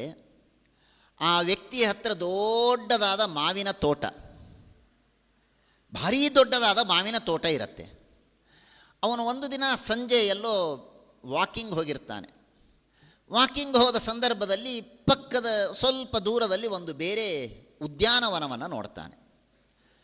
ಆ ಉದ್ಯಾನವನವನ್ನು ನೋಡಿದಾಗ ಆ ಉದ್ಯಾನವನದಲ್ಲಿ ಸುಂದರವಾದಂತಹ ಹೂಗಳ ಗಿಡಗಳೆಲ್ಲ ಕಾಣುತ್ತೆ. ಭಾರೀ ಸುಂದರವಾದ ಹೂ, ಪಾಲಾಶ ಅಂತ ಸಂಸ್ಕೃತದಲ್ಲಿ ಅದನ್ನು ಕರೀತಾರೆ. ಮುತ್ತುಗದ ಹೂವು ಅಂತ ನಾವು ಕನ್ನಡದಲ್ಲಿ ಅದನ್ನು ಹೇಳ್ತೇವೆ. ಬಹಳ ಚೆನ್ನಾಗಿರುತ್ತೆ ನೋಡೋದಕ್ಕೆ. ಆ ಹೂಗಳು ತುಂಬ ಆಕರ್ಷಣೀಯವಾಗಿರುತ್ತೆ. 2-3 ಬಣ್ಣಗಳೆಲ್ಲ ಸೇರಿ ಆ ಹೂವು ಆಗಿರುತ್ತೆ. ಆ ಹೂವಿನ ತೋಟವನ್ನು ನೋಡಿ ಅವನಿಗೆ ಬಹಳ ಸಂತೋಷ ಆಗತ್ತಂತೆ. ಅವನು ಆಲೋಚನೆ ಮಾಡ್ತಾನಂತೆ, ಸುಮ್ಮನೆ ನಾನು ಮಾವಿನ ಗಿಡಗಳನ್ನು ಹಾಕಿ ಕೂತಿದ್ದೇನೆ, ಇದು ಏನು ಚೆನ್ನಾಗೇ ಇಲ್ಲ, ಈ ಹೂಗಳು ನೋಡು ಎಷ್ಟು ಚೆನ್ನಾಗಿದೆ ಅಂತ ಮನಸ್ಸಿನಲ್ಲಿ ಆಲೋಚನೆ ಮಾಡಿ ಅವನು ಮಾರನೇ ದಿನ ಬಂದು ತನ್ನ ಮಾವಿನ ಗಿಡಗಳನ್ನೆಲ್ಲ ಕತ್ತರಿಸಿ ಎಸೆದು ಬಿಡ್ತಾನೆ. ಎಸೆದು ಈ ಮುತ್ತುಗದ ಹೂವಿನ ಗಿಡಗಳನ್ನು ಹಾಕ್ತಾನೆ. ಸ್ವಲ್ಪೇ ದಿನಕ್ಕೆ ಬೆಳೆದು ಬಿಡುತ್ತೆ. ಒಳ್ಳೆ ಬಣ್ಣ ಬಣ್ಣ ಬಣ್ಣ ಬಣ್ಣದ ಹೂಗಳು. ಭಾರೀ ಖುಷಿಯಾಗತ್ತೆ, ಭಾರೀ ಖುಷಿಯಾಗತ್ತೆ. ಸ್ವಲ್ಪ ದಿನ ಆಗತ್ತೆ, ಆ ಹೂವು ಹೋಗಿ ಕಾಯಿ ಆಗತ್ತೆ. ಹೂವೇ ಇಷ್ಟು ಚೆನ್ನಾಗಿದೆ ಅಂದರೆ ಕಾಯಿ ಇನ್ನೆಷ್ಟು ಚೆನ್ನಾಗಿರ್ಬೋದು ಅಂತ ಹೇಳಿ ಆ ಕಾಯನ್ನು ಹರಿದು ತಿಂತಾನಂತೆ. ಕಹಿ, ತಿನ್ನೋದಕ್ಕೇ ಬೇಸರ, ಹೇಸಿಗೆ ಎಸೆದು ಬಿಡ್ತಾನಂತೆ. ಆಗ ಅವನಿಗೆ ಪಶ್ಚಾತ್ತಾಪ ಆಗತ್ತಂತೆ. ಹೂವನ್ನು ನಾನು ನೋಡಿ ಮರಳಾದೆ. ನೋಡಿ, ಅವನ ಕೈಯಲ್ಲಿ ಇದ್ದದ್ದು ಮಾವಿನ ಹಣ್ಣಿತ್ತು. ಮಾವಿನಕಾಯಿ ಮಾವಿನ ಹಣ್ಣನ್ನು ತಿಂದು ಆನಂದಿಸಬಹುದಾದ ಆ ವ್ಯಕ್ತಿ ಯಾವುದೋ ಹೂವನ್ನು ನೋಡಿ ಆ ಹೂವು ಚೆನ್ನಾಗಿದೆ ಅಂತ ಹೇಳಿ ಅದನ್ನು ಇದ್ದ ಮಾವಿನ ಗಿಡವನ್ನು ಕತ್ತರಿಸಿ ಆ ಹೂವನ್ನು ಹಾಕಿದ. ಸ್ವಲ್ಪ ದಿನ ಆನಂದ ಕೊಡ್ತು, ಆಮೇಲೆ ಮತ್ತೆ ಕಹಿಯಾದ ಹಣ್ಣನ್ನೇ ತಿನ್ನುವ ಪರಿಸ್ಥಿತಿ ಅವನಿಗೆ ಬಂತು. ಇವತ್ತಿನ ಸಮಾಜದಲ್ಲಿ ಮತಾಂತರ ಆಗ್ತಾ ಇದೆಯಲ್ಲ, ಮತಾಂತರ ಆಗಿ ಬೇರೆ ಬೇರೆ ಮತಗಳಲ್ಲಿರುವ ಮೋಹಕವಾದ ಮಾತುಗಳನ್ನು ನೋಡಿ, ಮೋಹಕವಾದ ಬಣ್ಣ ಬಣ್ಣದ ಮಾತುಗಳನ್ನು ನೋಡಿ ನಮ್ಮ ಯುವಕ ಯುವತಿಯರು ಬೇರೆ ಬೇರೆ ಧರ್ಮಗಳಿಗೆ ಹೋಗ್ತಾರಲ್ಲ, ಅವರಿಗೆ ಇದಕ್ಕಿಂತಲೂ ಒಳ್ಳೆಯ ಮಾತು ಇನ್ನೊಂದು ಇಲ್ಲ. ಎಷ್ಟು ಚೆನ್ನಾಗಿ ಹೇಳ್ತಾರೆ ವಾಲ್ಮೀಕಿ ಋಷಿಗಳು. ಮೇಲ್ನೋಡೋದಕ್ಕೆ ಏನೇನೋ ಸುಂದರವಾದಂತಹ ಬಣ್ಣ ಬಣ್ಣದ ಮಾತುಗಳಿದೆ, ಅವುಗಳನ್ನು ನೋಡ್ತಾರೆ, ಚೆನ್ನಾಗಿದೆ ಅಂತ ಹೋಗ್ತಾರೆ, ಆಮೇಲೆ ಸಿಗೋದು ಎಲ್ಲಿ? ಫ್ರಿಜ್ಜಿನಲ್ಲಿ ಸಿಗ್ತಾರೆ. ಪೂರ್ಣ ಒಂದು ಬಾಡಿ ಹೋದಂತಹ ಹೆಣ್ಣು 50 ಬಾಡಿಯಾಗಿ ವಾಪಸ್ ಬರ್ತಾಳೆ. ಇದೆಲ್ಲ ಯಾಕೆ? ಆ ಮೋಹದಿಂದಾಗಿ. ಯಾವುದೋ ಅಶಾಶ್ವತವಾದ ಮೇಲ್ನೋಡುವ ಆ ಬಣ್ಣ ಬಣ್ಣದ ಮಾತುಗಳಿಗೆ ಮರುಳಾದಂತಹ ವ್ಯಕ್ತಿಗಳಿಗೆ ವಾಲ್ಮೀಕಿ ಹೇಳ್ತಾರೆ, ಬಹಳ ಸುಂದರವಾದ ಮಾತನ್ನು ಹೇಳ್ತಾರೆ. ದಶರಥ ಕೌಸಲ್ಯಗೆ ಹೇಳುವಂತಹ ಮಾತಿದು. ರಾಮಚಂದ್ರ ದೇವರು ವನಕ್ಕೆ ಹೋದ ಮೇಲೆ ತನ್ನ ಬಗ್ಗೆ ತಾನು ಪಶ್ಚಾತ್ತಾಪವನ್ನು ಪಟ್ಟುಕೊಂಡು ದಶರಥ ಹೇಳುವಂತಹ ಮಾತು, ಕಶ್ಚಿದಾಮ್ರವನಂ ಛಿತ್ವಾ ಪಲಾಶಾಂಶ್ಚ ನಿಷಿಂಚತಿ ಪುಷ್ಪಂ ದೃಷ್ಟ್ವಾ ಫಲೈರ್ಗೃಧ್ನು ಸಶೋಷತಿ ಫಲಾಗಮೇ. ಒಬ್ಬ ವ್ಯಕ್ತಿ ಆಮ್ರವನವನ್ನು ನಾಶ ಮಾಡಿ ಪಲಾಶದ ಗಿಡಗಳನ್ನು ಹಾಕಿ ಒಳ್ಳೆಯ ಹೂವು ಹಣ್ಣುಗಳು ಸಿಗತ್ತೆ ಅಂತ ಕಾಯ್ತಾ ಕೂಡ್ತಾನೆ. ಹೂವನ್ನು ನೋಡಿ ಸಂತೋಷ ಪಡ್ತಾನೆ, ಆದರೆ ಕಾಯಿಯನ್ನು ನೋಡಿ, ಹಣ್ಣನ್ನು ನೋಡಿ ಪಶ್ಚಾತ್ತಾಪವನ್ನು ಪಡ್ತಾನೆ. ಆ ತರಹದ ಪಶ್ಚಾತ್ತಾಪವನ್ನು ಪಡಬಾರದು ಅಂತಾಗಿದ್ದರೆ ಮನುಷ್ಯ ಫಲದ ಕಡೆಗೆ ಗಮನ ಇಡಬೇಕೇ ಹೊರತು ಹೂವಿನ ಕಡೆಗೆ ಗಮನ ಇಡಬಾರದು. ಶಾಶ್ವತವಾದದ್ದೇನೋ ಅದನ್ನು ನೋಡಬೇಕೇ ಹೊರತು ತಾತ್ಕಾಲಿಕವಾದದ್ದನ್ನು ನೋಡಬಾರದು ಅನ್ನುವ ಮಾತನ್ನು, ಎಚ್ಚರಿಕೆಯನ್ನು ವಾಲ್ಮೀಕಿ ನಮಗೆ ನೀಡ್ತಾರೆ. ಹೀಗೆ ಬೇಕಾದಷ್ಟು ಮಾತುಗಳನ್ನೆಲ್ಲ ತಿಳಿಸಿಕೊಡ್ತಾರೆ. ಸಿಟ್ಟಿನ ಬಗ್ಗೆ ವಾಲ್ಮೀಕಿ ಒಂದು ಸುಂದರವಾದ ಮಾತನ್ನು ಹೇಳ್ತಾರೆ. ಬಹಳ ಹೊಸ ದೃಷ್ಟಿಯಿಂದ ಸಿಟ್ಟಿನ ಬಗ್ಗೆ ವಾಲ್ಮೀಕಿ ನಮಗೆ ಮಾತನ್ನು ಹೇಳ್ತಾರೆ. ಮನುಷ್ಯ ಸಿಟ್ಟು ಮಾಡಬೇಕು, ಆದರೆ ಯಾರ ಮೇಲೆ ಸಿಟ್ಟು ಮಾಡಬೇಕು ಅಂದರೆ ಜೀವನದಲ್ಲಿ ಯಾವತ್ತೂ ನಮಗೆ ಇನ್ಯಾರೂ ಸಿಗೋದೇ ಇಲ್ಲ ಅಂಥವರ ಮೇಲೆ ಸಿಟ್ಟು ಮಾಡಿ. ಆದರೆ ಯಾರನ್ನು ನಾವು ದಿನಾ ನೋಡಬೇಕಾಗಿದೆಯೋ ಅವರ ಮೇಲೆ ಸಿಟ್ಟು ಮಾಡಬಾರದು ಅಂತ ಹೇಳ್ತಾನೆ.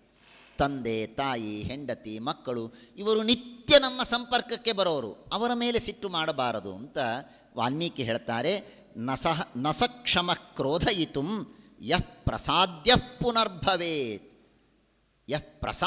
ಪುನರ್ಭವೇತ್. ಯಾವ ವ್ಯಕ್ತಿಯ ಹತ್ತಿರ ನಾಳೆ ನಾವು ಹೋಗಿ ಮತ್ತೆ ಒಂದು ಅಪ್ಲಿಕೇಶನ್ ಇಟ್ಟು ಸ್ವಾಮಿ ನನಗೆ ಈ ಕೆಲಸ ಮಾಡಿಕೊಡಿ ಅಂತ ಹೇಳಬೇಕಾಗಿದೆಯೋ ಅಂಥವರ ಮೇಲೆ ಸಿಟ್ಟು ಮಾಡಿದರೆ ಲಾಸ್ ಯಾರಿಗೆ? ನಮಗೇ ಲಾಸ್. ಆದ್ದರಿಂದ ಸಿಟ್ಟು ಮನುಷ್ಯನನ್ನು ಹಾಳು ಮಾಡುತ್ತೆ. ಸಿಟ್ಟು ಹೇಗೆ ಅಂದರೆ ಅದು ಮಿತ್ರ ಅಂತೆ, ಅದು ಗೆಳೆಯ. ನಾವು ಅನ್ಕೋತೇವೆ ಅದು ನಮ್ಮ ಗೆಳೆಯ ಅಂತ. ಕ್ರೋಧೋ ಮಿತ್ರ ಮುಖೋ ರಿಪುಹು ಅಂತ ವಾಲ್ಮೀಕಿ ಹೇಳ್ತಾರೆ. ಸಿಟ್ಟು ನಮ್ಮ ಗೆಳೆಯನಂತೆ ಇರುವ ನಮ್ಮ ಶತ್ರು, ನಮ್ಮ ಗೆಳೆಯನಂತೆ ಇರುವ ನಮ್ಮ ಶತ್ರು. ಯಾಕೆ ಅಂದರೆ ನಾವೇನು ಅನ್ಕೋತೇವೆ, ಗೆಳೆಯಂದಿರ ಕೆಲಸ ಏನು? ನಮ್ಮ ಜೊತೆ ಇರುವುದು ನಮ್ಮ ಗೆಳೆಯನ ಕೆಲಸ. ಸಿಟ್ಟು ನಮ್ಮ ಜೊತೆಗೆ ಇರುತ್ತೆ.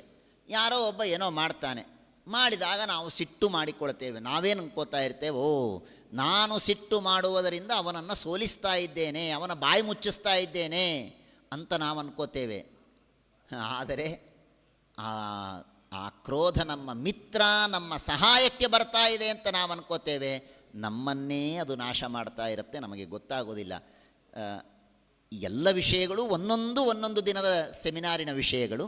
ಕೇವಲ ನಾನು ಒಂದು ಇಂಡೆಕ್ಸಿನ ರೂಪದಲ್ಲಿ ಮಾತ್ರ ಹೇಳುವ ಪ್ರಯತ್ನವನ್ನು ಮಾಡ್ತಾ ಇದ್ದೇವೆ.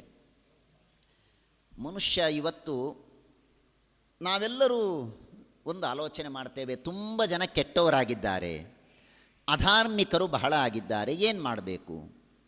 ಅಧಾರ್ಮಿಕರು ಬಹಳ ಆಗಿದ್ದಾರೆ ಅಂದರೆ ಅಧಾರ್ಮಿಕರನ್ನು ನಾಶ ಮಾಡಿಬಿಡೋಣ, ಹೊಡೆದು ಬಿಡೋಣ. ತಪ್ಪು ಅಂತಾರೆ ವಾಲ್ಮೀಕಿ. ಅಧರ್ಮವನ್ನು ನಾಶ ಮಾಡೋದಕ್ಕೆ, ಅಧರ್ಮವನ್ನು ಕತ್ತರಿಸಿದರೆ ಅಧರ್ಮ ಹೋಗೋದಿಲ್ಲ.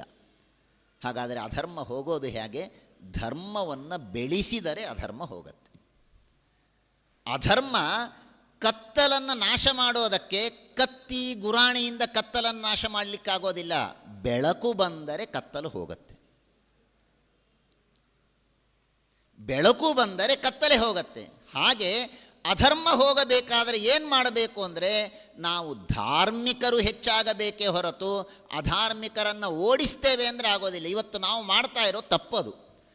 ಅವರಷ್ಟು ಜನ ಇದ್ದಾರೆ, ಇವರಷ್ಟು ಜನ ಇದ್ದಾರೆ, ಅಷ್ಟು ಜನ ಬೆಳೀತಾ ಇದ್ದಾರೆ, 2040ನೇ ಇಸ್ವಿಗೆ ಸಮಗ್ರವಾದ ಭಾರತ ಎಲ್ಲ ಅವರಿಂದ ತುಂಬಿ ಹೋಗುತ್ತೆ ಅಂತ ದುಃಖ ಪಡ್ತೇವೆ. ಹಾಗಾದರೆ ಅದನ್ನು ಪರಿಹಾರ ಮಾಡೋದು ಹೇಗೆ? ಅವರನ್ನು ಓಡಿಸಿದರೆ ಪರಿಹಾರ ಆಗತ್ತಾ? ಅವರನ್ನು ಓಡಿಸಬಾರದು. ನಾವು ಹೆಚ್ಚಾಗಬೇಕು, ನಾವು ಬೆಳೆಯಬೇಕು. ಧರ್ಮ ಇದು ಅಧರ್ಮವನ್ನು ನಾಶ ಮಾಡೋದಕ್ಕೆ ಇರುವ ಒಂದೇ ಒಂದು ಉಪಾಯ ಅಂದರೆ ಧರ್ಮವೇ ಹೊರತು ಅಧರ್ಮವನ್ನು ನಾಶ ಮಾಡೋದಕ್ಕೆ ಬೇರೆ ದಾರಿ ಇಲ್ಲ. ವಾಲ್ಮೀಕಿ ಆ ಮಾತನ್ನು ಹೇಳ್ತಾರೆ, ಧರ್ಮೋ ವೈ ಗ್ರಸತೆ ಅಧರ್ಮಂ ಯದಾ ಕೃತಮಭೂತ್ಯುಗೆ. ಧರ್ಮೋ ವೈ ಗ್ರಸತೆ ಅಧರ್ಮಂ. ಅಧರ್ಮವನ್ನು ಮುಚ್ಚಬೇಕು, ಅಧರ್ಮವನ್ನು ನಾಶ ಮಾಡಬೇಕು ಅಂದರೆ ಧರ್ಮ ಮಾಡುವುದು ಹೆಚ್ಚಾಗಬೇಕೇ ಹೊರತು ಅಧರ್ಮ ಮಾಡುವುದನ್ನು ಬಿಡೋದಕ್ಕಾಗೋದಿಲ್ಲ. ಯಾರೋ ಒಬ್ಬ ಕೆಟ್ಟ ಕೆಲಸ ಮಾಡ್ತಾ ಇದ್ದಾನೆ. ಇವತ್ತು ಬೇಕಾದಷ್ಟು ವಿಜ್ಞಾನದಲ್ಲಿಯೂ ಕೂಡ ಮನೋವಿಜ್ಞಾನದಲ್ಲಿ ಈ ಪ್ರಯೋಗವನ್ನು ಹೆಚ್ಚು ಮಾಡ್ತಾರೆ. ಒಬ್ಬ ಮನುಷ್ಯನಿಗೆ ಕೆಟ್ಟ ಆಲೋಚನೆ ಬರ್ತಾ ಇದೆ ಅಂದರೆ ಅವನೇನು ಮಾಡಬೇಕು? ಕೆಟ್ಟ ಆಲೋಚನೆಯನ್ನು ಬಿಡು ಅಂತ ಹೇಳಲಿಕ್ಕಾಗೋದಿಲ್ಲ. ಅದು ಅವನ ಧರ್ಮ, ಮನುಷ್ಯನ ಮನಸ್ಸಿನ ಧರ್ಮ ಆಲೋಚನೆ ಮಾಡೋದು, ಅದನ್ನು ಬಿಡಲಿಕ್ಕಾಗೋದಿಲ್ಲ. ಹಾಗಾದರೆ ಅವನಿಗೇನು ಉಪಾಯ ಹೇಳಬೇಕು? ಒಳ್ಳೆಯ ಆಲೋಚನೆಯನ್ನು ಅವನ ತಲೆಯ ತುಂಬ ತುಂಬಿದರೆ ಕೆಟ್ಟ ಆಲೋಚನೆ ಹೋಗುತ್ತೆ. ಮನೆಯಲ್ಲಿ ಕಸ ಇರಬಾರದು ಅಂದರೆ ಖಾಲಿ ಜಾಗ ಇದ್ದರೆ ಕಸ ಇರುತ್ತೆ, ಖಾಲಿ ಇತ್ತು ಅಂದರೆ ಕಸ ಇರುತ್ತೆ. ಆ ಸ್ಥಳದಲ್ಲಿ ಒಂದು ಒಳ್ಳೆಯ ವಸ್ತುವನ್ನು ಇಟ್ಟುಬಿಟ್ರೆ ಕಸ ಹೋಗಿಬಿಡುತ್ತೆ.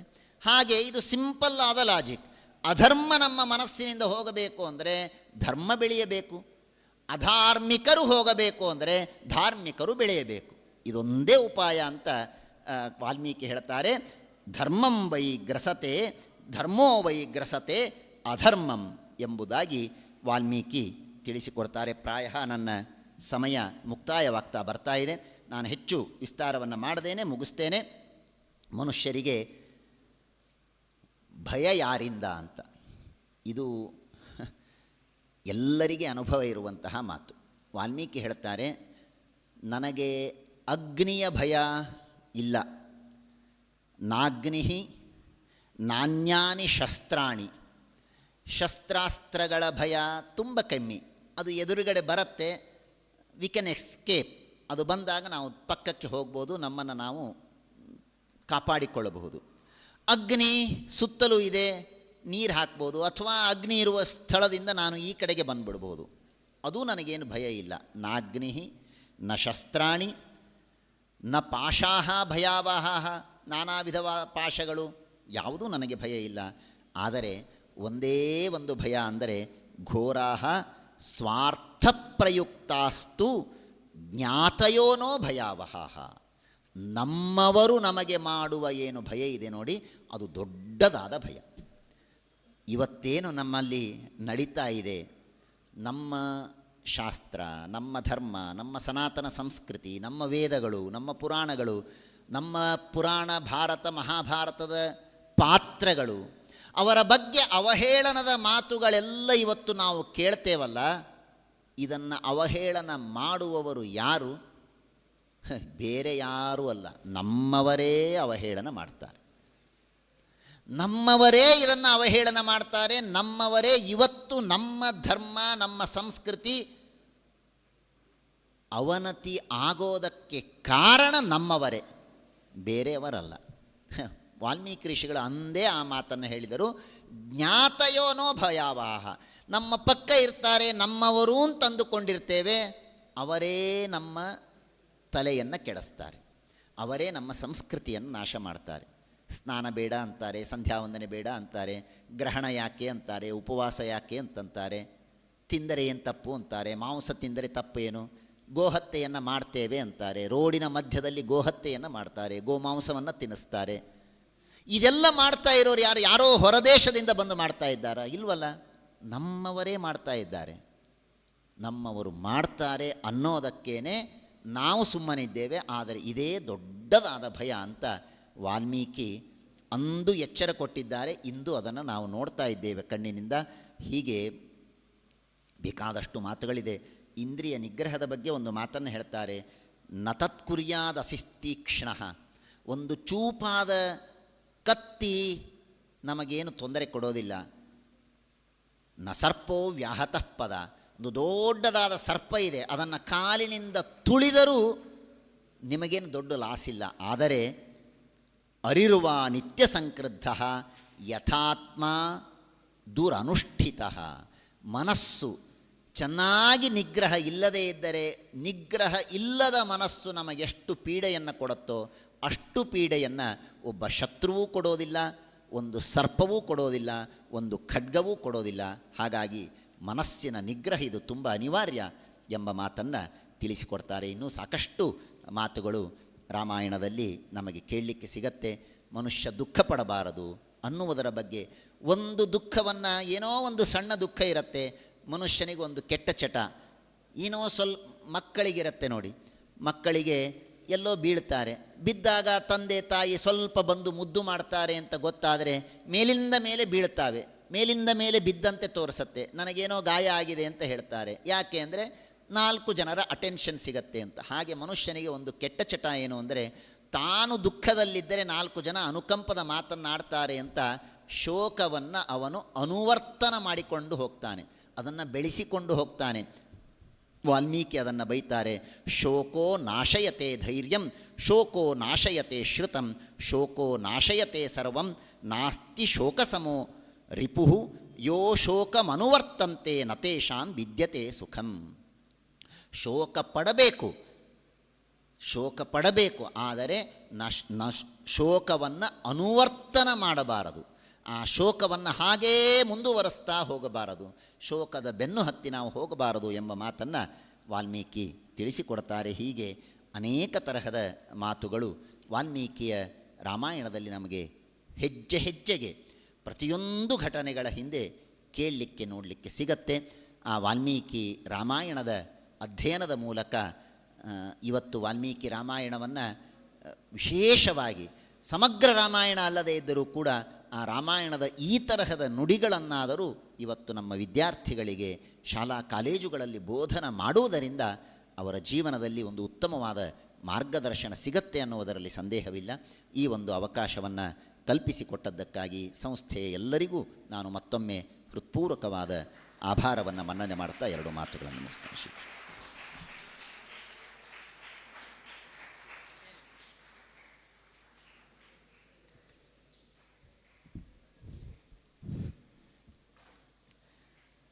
ಡಾಕ್ಟರ್ ವಿದ್ಯಾಧೀಶಾಚಾರ್ಯ ಗುತ್ತಲ್ ಮಹಾಭಾಗೇಭ್ಯಃ ಧನ್ಯವಾದಾः.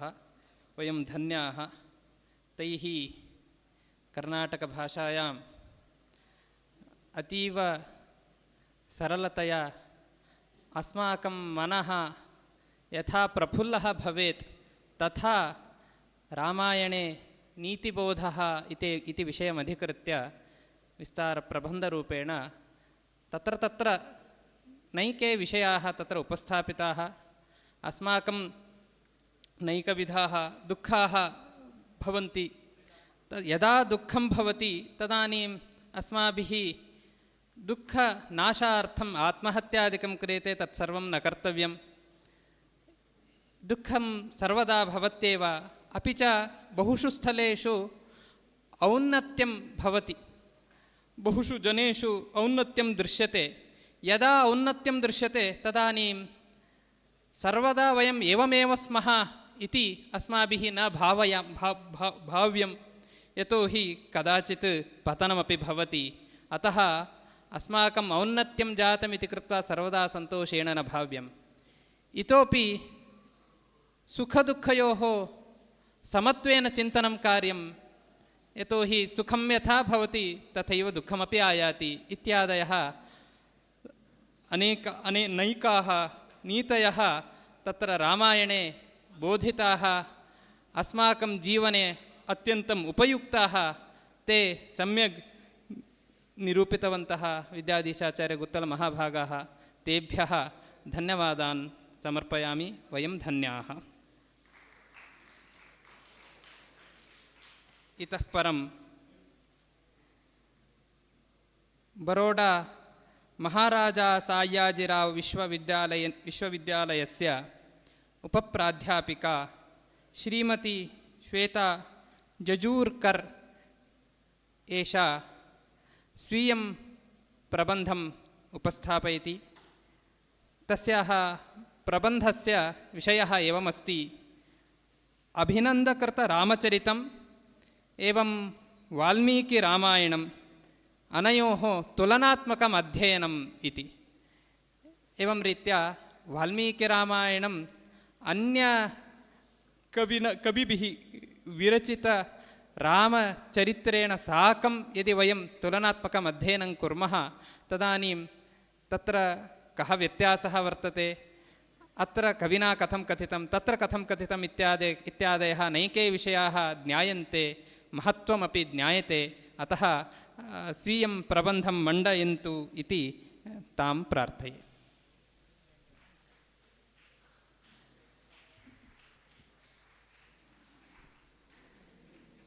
पवर् पायिण्ट् वर्तते. अनुकूलमस्ति, चिन्ता नास्ति.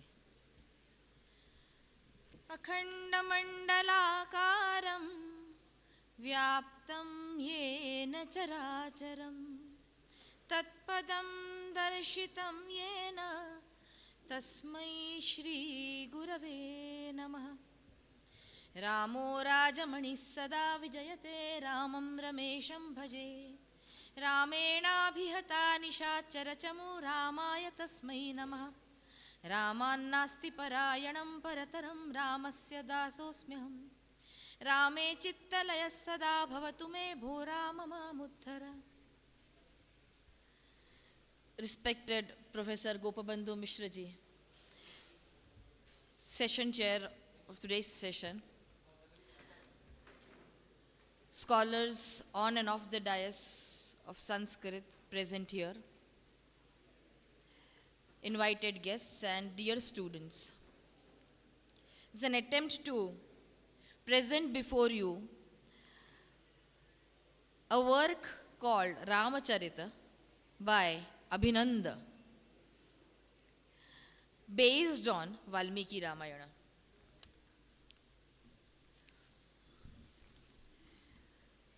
Now this Abhinanda, he was a scholar from Bengal, and this particular text Ramacharita was published in Sanskrit for the first time as number 46 of the Gayakwad Oriental series of the Maharaja Sayajirao University of Baroda, from where I come, and critically edited with an introduction by K.S. Ramaswamy Shastri Shiromani, Shrauta Pandita, at that time at the Oriental Institute, Vadodara, in 1930 AD. Why the need of this publication when we have Ramayana? So as we see the Kavya Prayojanani mentioned by Bhamatacharya, Kavyam Yashase Arthakrite Vyavahara Videshi Veta Rakshataye Sadyapara Nirvrutaye and Kanta Sammitataya Upadesha Yuje. Out of these, most foremost of the Prayojana is Yashasa or even Sadyapara Nirvruti. Here it is to enrich Sanskrit literature, become famous, and present before them a popular or masterly production, as a result of which the poet also becomes known to the society. Another purpose of this publication was to show extraordinary patronage extended by the Buddhist kings of the Pala dynasty of Bengal towards the orthodox Hindu poets. Now there are two Ramacharitams. One is Ramacharita by Sandhyakara Nandin with Ramapal, a later king of the Pala dynasty, as the hero of the poem. And this another one is the Ramacharita, which is composed by Abhinanda, who was the court poet of King Devapal, alias Haravarsha Yuvaraj. When I came across this work, the first thought which came to my mind was, where was this work and why it is not studied profusely across the country? When I started reading it, see, this is the advantage of such seminars and conferences wherein we take up a work in hand and thoroughly study it and get to know that, yes, this is a this is a work which should be given due consideration, and of course the way Abhinanda was popular, extensive quotations of Ramacharita are found in the later Arankar works quoted by Mahima, Mammata and Bhoj, and even till comparative recent times. So if you look into the period where the quotations are found, we can see that Abhinanda must have hailed before 11th century AD, because quotations are profusely found between 11th to 15th century AD. Now this particular text is critically edited, as I mentioned earlier. The critical edition requires more than one manuscript to study. So here, is it visible? The PowerPoint is visible? Yeah. So it is based on 5 manuscripts. The first manuscript is a transcript which is prepared from a manuscript copy preserved in the Government Oriental Manuscript Library Madras. The Madras copy is also a transcript prepared from a manuscript in Odia script, obtained from loan by Harihara Rajaguru of Chochi Nag Jagannathapuram in the Ganjam district, Madras. This manuscript contains sargas 1 to 40 by Abhinanda, and the 40th sarga is incomplete. Of course, this manuscript contains very good readings and is in good condition. The second one is obtained by the curator of Madras Library from Mumbai, Bombay. The readings of this manuscript were found noted down in transcript A, and the Bombay manuscript contains only 1 to 36 sargas. This was again mentioned by the curator in one of his letters. This is where we came to know. Then the third manuscript is preserved in the library of the Oriental Institute, Vadodara. This manuscript contains, as usual, again sargas 1 to 36. But it has in addition another recension of the last 4 sargas, that is 37 to 40, attributed to one poet called Bhima or Bhima Kavi. So it abounds in many errors and omissions, especially in the last 4 sargas. So it was a very tough job to compile or create a critically edited text, complete text from 1 to 40 sargas. Then the 4th manuscript is obtained on loan from the Bikaner Palace Library. This also is fairly correct and well preserved, contains only 36 sargas. And the 5th one is a manuscript preserved in the Jain Bhandaras at Patan in Gujarat. This copy was discovered in the office of the translation branch of Vidyadheeshacharya office at Baroda and presented to the Oriental Institute. Just we know that the libraries collect manuscripts from different places. So this manuscript was collected by the Oriental Institute Baroda and by the translation assistant Mr. Manjulal Majumdar. It contains only 28 sargas. So it was practically useless for collation purposes, as the readings were similar from the 3rd manuscript from the Oriental Institute Vadodara, which was obviously a transcript prepared from it. So this is the information about how the critical edition, which manuscript has to be selected as Vulgate. Now about the introduction of the author Abhinanda, who is of the Mahakavya Ramacharita. He was also popularly known by Abhinanda, Abhinandana, Gauda Abhinandana, Shatananda, Arya Vilas and Vilas. So several names were popular as far as this Abhinanda is concerned. And later writers have mentioned him as a poet equal to the status of Kalidas and Banabhatta, Vakpati Raj also, and they have showed the respect by quoting verses of Abhinanda's Ramacharitam in their compositions. However, while studying, I found that not all verses are traced back to Ramacharitam, so there might be some other stray compositions made by the author which did not reach to us in the present times. Now, these later works of Abhinanda can be divided into 3 distinct classes. One is anthologies, then second is the creative poems and alankar works, and the third is scholastics works and stray compositions. Just for your reference, I have mentioned there are 4 anthologies. Kavindra Vachana Samuchaya. This is a Sanskrit anthology edited by Dr. F.W. Thomas in 1912. At least 5 verses are quoted from Abhinanda in this anthology. Second is Sadukti Karnamruta of Srihara Das, published by Mahapatishat Ramavatara Sharma, Sahityacharya of Patna. Here 22 verses of Abhinanda are ascribed. However, in Ramacharitam we find only 2. Then the third is Sukti Muktavali, which is compiled by Ahoraka Bhagadat Jalhana, 13th century. It consists of 3 verses of Abhinanda. And Sargadhara Paddhati, Sharangdhara Paddhati of Sharangdhara in 14th century, it contains 4 verses attributed to Abhinanda. So this is a suggestion that there are other works and texts ascribed to Abhinanda which were quoted by different scholars at different times. Then as far as creative works and alankar works are concerned, we find Shodhala mentioning Abhinanda in Uday Sundari Katha, the Champu Kavya, and at several places as one of the best poets. Then Someshwara Datta also mentions in Kirti Kaumudi merits of Abhinanda in the most flattering terms. Kshemendra in his Surat Tilakam Kavyamala mentions one Abhinanda's fondness for Anushtup bitter in composition. He says, Anushtup satata sakta sa Abhinandasya nandini Vidyadharasya vadane gulikeva prabhava bhuhu. So it is, so Abhinanda was popular for his Anushtup that is mentioned by Kshemendra. However, while looking into the different meters into the 40 sargas of Ramacharitam, we find that not only Anushtup, but Abhinanda has dealt with Upajati, Indravajra, Vasantatilaka, Malini, Shardul Vikridit, Srakdhara, Prithvi, Shikharini, and many more verses apart from the Matra Chandas. So, the third is scholastic verse and stray compositions. Ujjvala Datta in his Unadi Sutra Vritti quotes at least 4 verses of Abhinanda. 3 can be traced back. Sarvananda, who is a Bengali commentator on Amarakosh, refers to Abhinanda twice in his works.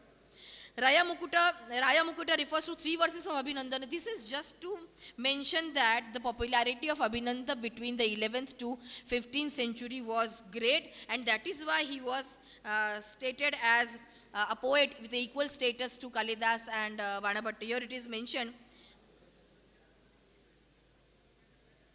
Vagishwaram hanta bhaje binandam martheshwaram vakpatirajamide raseshwaram staumi chakalidasam banantu sarveshwaram anatosmi.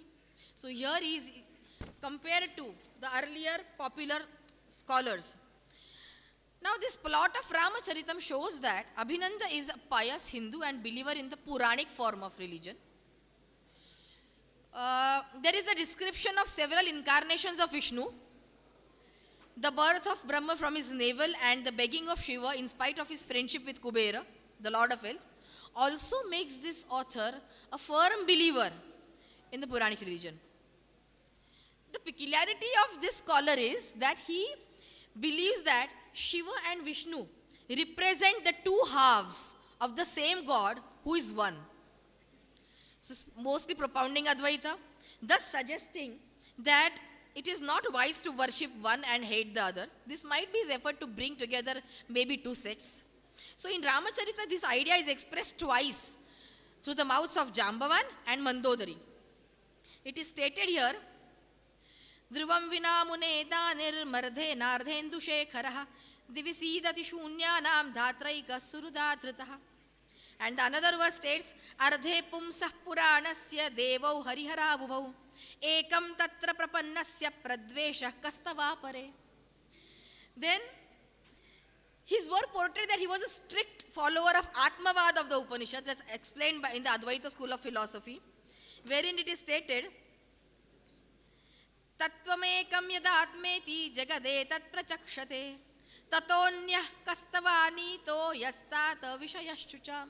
In continuation to the dialogues between the characters, such verses are found which show that Abhinanda's line of thought or his attitude towards monism.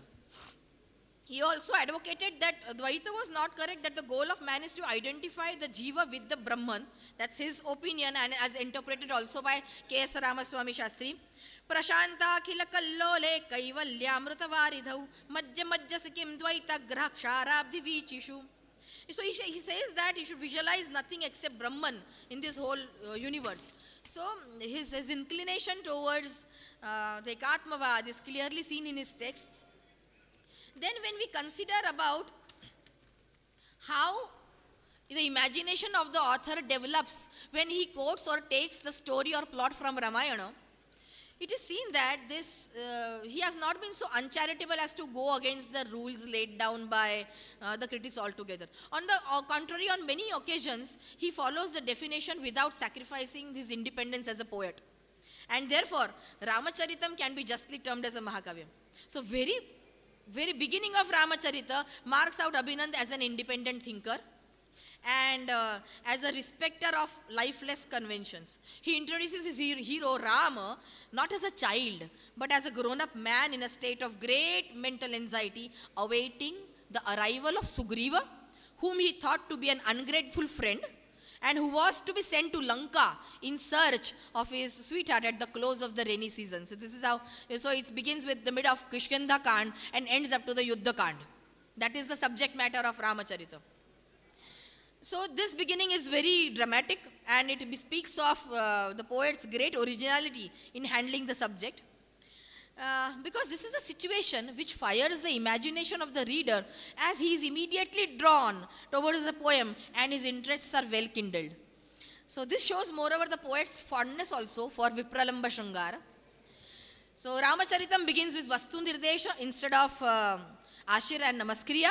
Besides this, the description of city, oceans, mountains, seasons, rise of the sun and the moon, etc., which is found as a characteristic of a Mahakavya, they are all met in this poem, and appropriate places as defined by the rhetoricians, and hence this poem is full-fledged termed as a Mahakavya. The practice obtained here is, however, that the sargas, they are characterized at the end of the sarga by the term abhinanda, either in the form of a noun or a verb. In each canto, when he becomes much enthusiastic over his fluency of expression or the excellent arrangements of the words and forgets himself. So apart from certain few places where he forgets to mention his own name at the end of the sarga, there are mostly this name, the name Abhinanda is found either as a noun or a verb at the, even this is after the colophon.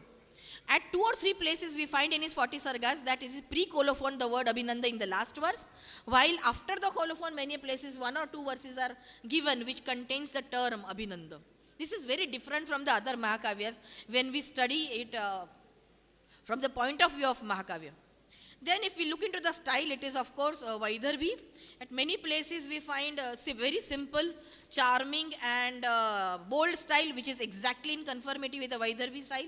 And though occasionally we find across some long compounds, but the text does not lose prasad or madhurya or saukumar and audarya, which are stated to be the features of the life of the Vaidarbhi style.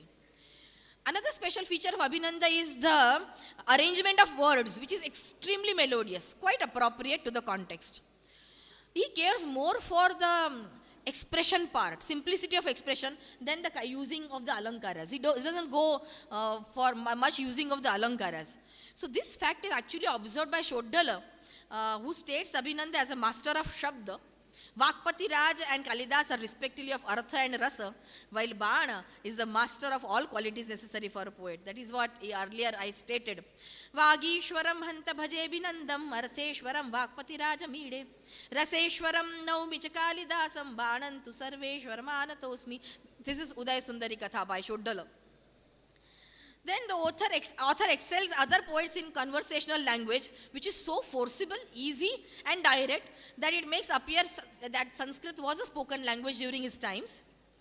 The remarkable quality on the part of the poet is that we find large number of lengthy conversations introduced in the body of the book by the author. Though it is a Mahakavya, long conversations are found between the characters. That as I stated, the general plot of this particular Mahakavya is between, from the middle of the Kishkinda Kand till the end of the Yuddha Kand. Though the descriptions closely follows the story of Ramayana, there are many instances where the author deliberately differs from the original story in order to add artistic beauty to the poem and to glorify the hero to a far greater extent that was anticipated by Valmiki himself. So some examples will fully bear out the above statement. I have given a comparison in the table form. So in the Ramacharit, Sugriva himself comes to help Rama with his army after a great deal of delay so as to tax Rama's patience to the utmost limit. Now Lakshmana is not sent out here to Kishkinda to fetch him as in the case in the Ramayana. In both the stories, we find Sugriva fully devoted to Rama, who respects him both as a friend and a king and is very kind to him. But in Ramacharita, Rama refuses to take his help in finding out Sita, about the whereabouts of Sita, in case if he is not willing to serve him, and asks him to return to Kishkinda along with his army. So this is different from what we find in Ramayana. Then In Ramayana, Brahma's position is so precarious that it cannot be any means saved except through the help of Sugriva. Though in the Ramacharita, Rama does not treat him like that, as is found in Ramayana. In Ramacharita, while sending Hanuman to Lanka, Rama sends with him tokens, not one token, tokens, ring, then Nupura and the Stanottariya. And he asks him to remember his pedigree beginning from Dilipa to Dasharatha as described by Kalidas in his Raghuvamsham in order to communicate it to Sita. But Ramayana states that only ring is as the token and not the others.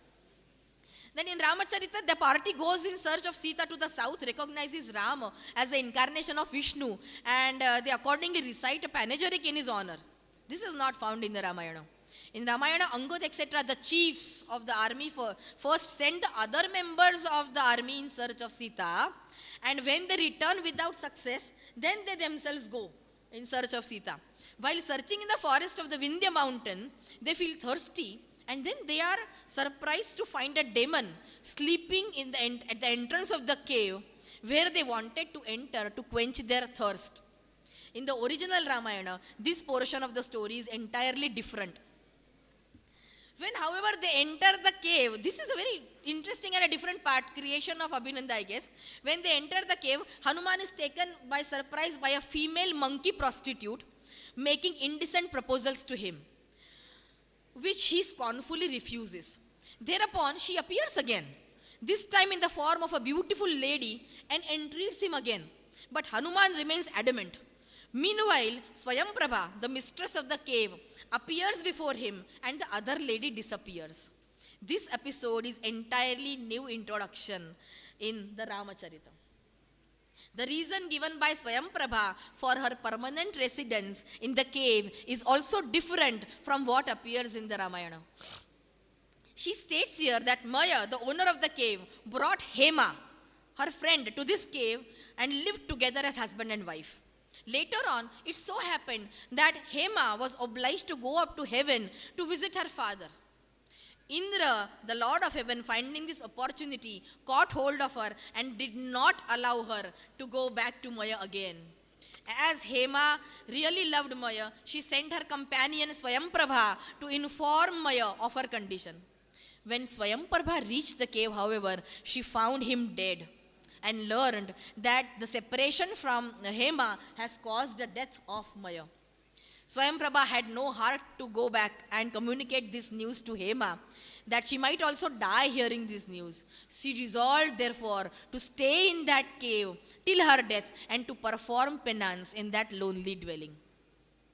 So this is what Ramacharita says. According to Ramayana, Maya is carpenter of demons and is much attached to Hema. Indra becomes annoyed and kills him for this crime.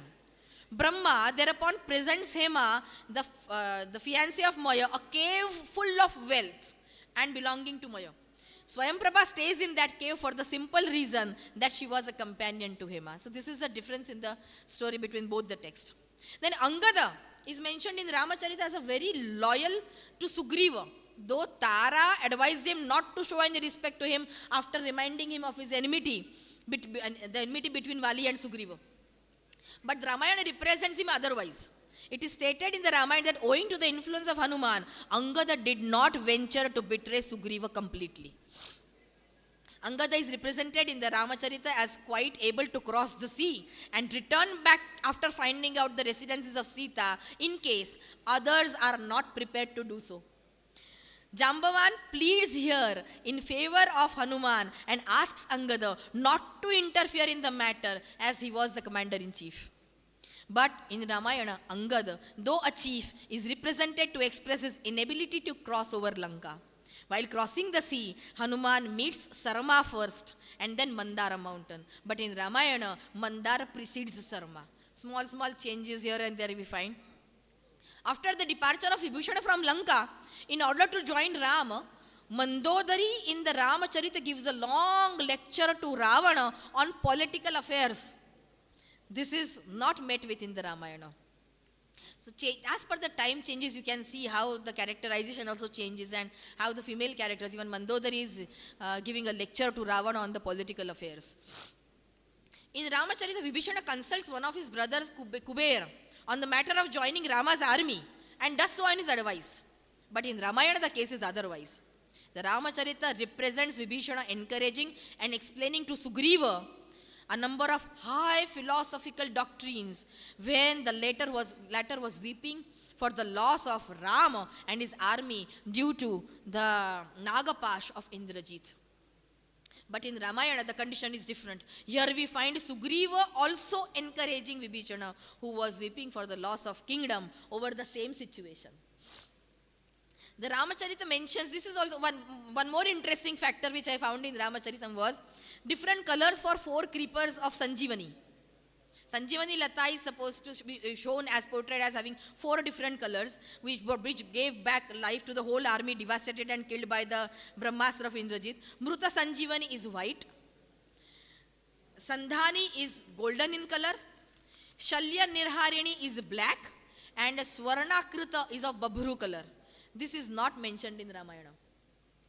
It is not very difficult to discover why the author of Ramacharita deliberately changed, distorted, elaborated or shortened the original story contained in the Ramayana. This he did, of course, not in the spirit of defiance, but with the most laudable object, namely to improve upon the story of the Ramayana and add to it an artistic touch to the portions which were quite bland to him which it appeared in the original Ramayana, Valmiki Ramayana. And also to show the characters of the different persons dealt with in the poem in their appropriate settings. So it is very likely that the original work of Abhinanda ended abruptly with the 36th chapter of the Ramacharita, and that the 2 recensions of the last 4 cantos printed here as supplements to the poem were composed by some other poets in later times. Of course, the manuscript material was obtained from the different parts of India, which is already seen. And the second supplement, which is of course attributed to Bhima Kavi in the colophon of all the 4 sargas, and the verses ending at the end of every chapter praises the poet's own style, also proves the same fact. This Bhima Kavi belonged to the Kayastha family and was the son of one Mahamshri Devapal. So no manuscript excepting the one which is belonging to the Oriental Institute contains the version of this supplement. So it is possible, therefore, that the author of Bhima may have quite conceivably belonged to Gujarat, though the original place of the Kayastha community is Bengal and North India. Different studies across this, both the text, we are able to see that not only does Abhinanda follow majority of the portions of Valmiki Ramayana into his study, but he has been successfully able to incorporate the different thought processes or which he found making portions interesting into the Ramacharitam and bringing something new to the scholars at a later period. So there are, we know, there are Upajivya Kavyas, a lot many. So this is an humble attempt from my side to whatever my understanding goes. Compare Valmiki Ramayana is an ocean, and it is impossible to take into charge complete Valmiki Ramayana and compare with it is incomparable also. I personally feel it is incomparable. And the story of Rama being considered as the deity and worship him, I don't think that there is any need of comparing Ramayana itself with any other text. But since this is a Upajivya Kavya, and it is based on Valmiki Ramayana and written by a poet who was well known in the other times, I felt the need to present it in front of you all just to show a small contribution of a poet called Abhinanda in this field, or rather in Sanskrit literature. So I thank profusely the authorities of Purna Pragya Samshodhana Mandala and Central Sanskrit University as well as ICPR for giving me this opportunity to present some thoughts on Ramacharita as well as Ramayana in front of you, and I thank the chairperson for the same. Thank you very much. Dhanyavada.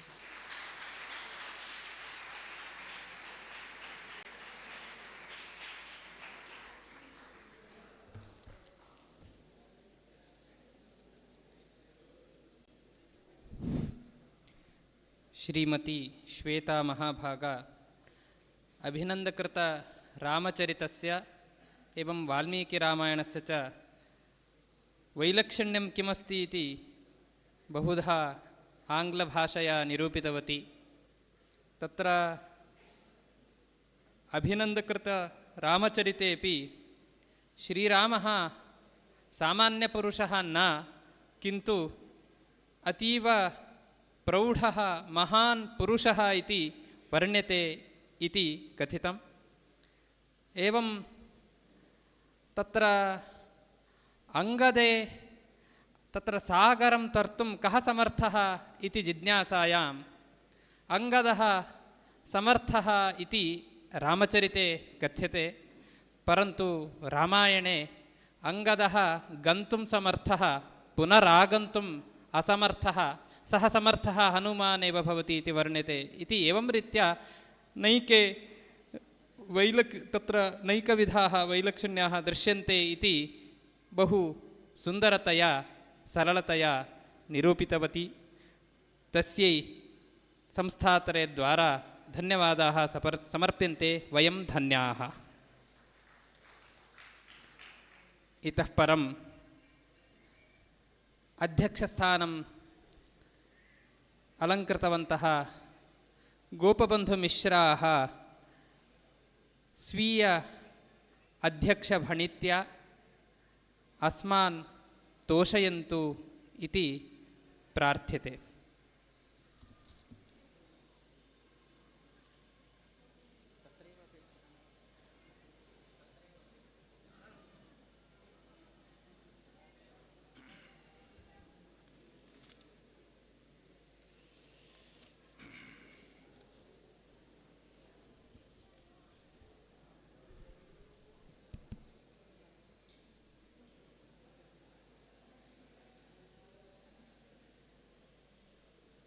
Shriram Ram Raghunandan Ram Ram, Shriram Ram भरताग्रज राम राम, श्रीराम राम रणकर्कश राम राम, श्रीराम राम शरणं भव राम राम।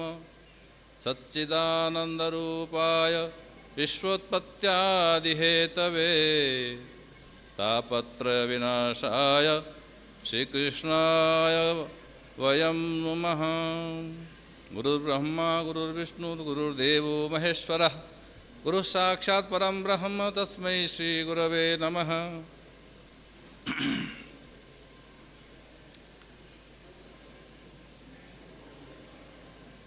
पूर्ण प्रज्ञ Vidyapeetham ICPR किंच केंद्रीय संस्कृत विश्वविद्यालय इति महत्वपूर्ण संस्थात्रयस्य संयुक्त तत्वावधानेन आयोजितायां श्रीमद् रामायण अंताराष्ट्रीय संगोष्ठ्याम् अस्मिन् सत्रे ये अस्माकं पुरतः विद्यमानाः मंचस्थाः महनीयाः विद्वांसः विदुष्यश्च, तेषु श्रीमती मधुराम्बिका महोदयाः चेन्नईतः यतिराजमहाविद्यालयस्य उप-प्राध्यापिका महोदयाः, तथा च श्रीमन्तः विद्याधीशाचार्याः विश्वमध्व महापरिषद संशोधन परिषदः मान्याः निदेशक महोदयाः अत्रत्याः, तथा च प्रोफेसर श्रीमती श्वेता जजुर्कर महोदयाः अस्माकं सुपरिचिताः। पूर्वं मम सौभाग्यमस्ति तत्र किञ्चित् कालं यावत् कार्यं कर्तुं भगवता अवसरः प्रदत्तः आसीत्। ततः वडोदरातः आगतवत्यः पुरतः विद्यमानः सर्वेपि महान्तः विद्वांसः, अत्रत्याः प्राध्यापकाः अन्तेवासिनः, तथा च सारङ्गपुर गुजराततः आगताः समागताः अतीव प्रियांसः, केचन पूर्वपरिचिताः दृष्टाः, केचन च सद्यः परिचिताः, स्वामीनारायणगुरुकुलतः आगताः सर्वेपि अन्तेवासिनः, तथा च सर्वेपि संयोजकाः आयोजकाः तथा च एतस्य संयोजकमहोदयाः डॉक्टर गुरुराजकुलकर्णिमहोदयाः ये उत्तमं सञ्चालनं कुर्वन्तः सन्ति। सर्वेषां कृते हार्दं स्वागतम् अभिनन्दनं च व्याहरामि। एतस्य जनस्य कृते एषः अवसरः भवद्भिः प्रदत्तः एतदर्थं कृतज्ञतां च विज्ञापयामि। विदुषां पुरतः आध्यक्षं कर्तुम् क्षमतायाम् असत्यमपि भवद्भिः एषः अवसरः दत्तः एतदर्थं पुनरपि एकवारं कृतज्ञतां विज्ञापयामि। आदौ अध्यक्षरूपेण अध्यक्षं निर्वहन् एषः जनः किञ्चित् वक्तुकामः, अनन्तरं रामायणम् आश्रित्य किञ्चिदेव उक्त्वा महान्तः कालः सञ्जातः विरमिष्यामि। आदौ श्रीमती मधुराम्बिका महोदयाः प्रस्तुतवत्यः आदिकाव्ये सूर्यचन्द्रौ अधिकृत्य उपमा अलङ्कारः। अनन्तरकाले यथा महोदयाभिः उक्तम् उपमा कालिदासस्य इति प्रसिद्धा उपमायाः कृते अपि कथं सूर्यचन्द्र इति विशिष्टतया, यद्यपि अपरेषु विषयेषु अपि अस्ति, कथं सूर्यचन्द्र इति द्वयम् उपमानरूपेण प्रस्तुत्य कथं सर्वेपि तत्तत् पात्राणि सर्वाणि पात्राणि अपि कथं तुलितानि सदृश्यकारणमुखेन तया दृष्ट्यापि उत्तरवर्तीनां कवीनां कृते रामायणम् उपजीव्यतं साधयति। अर्थात् उपमा बलेन कथं बिंब निर्माणं भवति, कथं कल्पना भवति, चित्रं पुरतः उपतिष्ठते।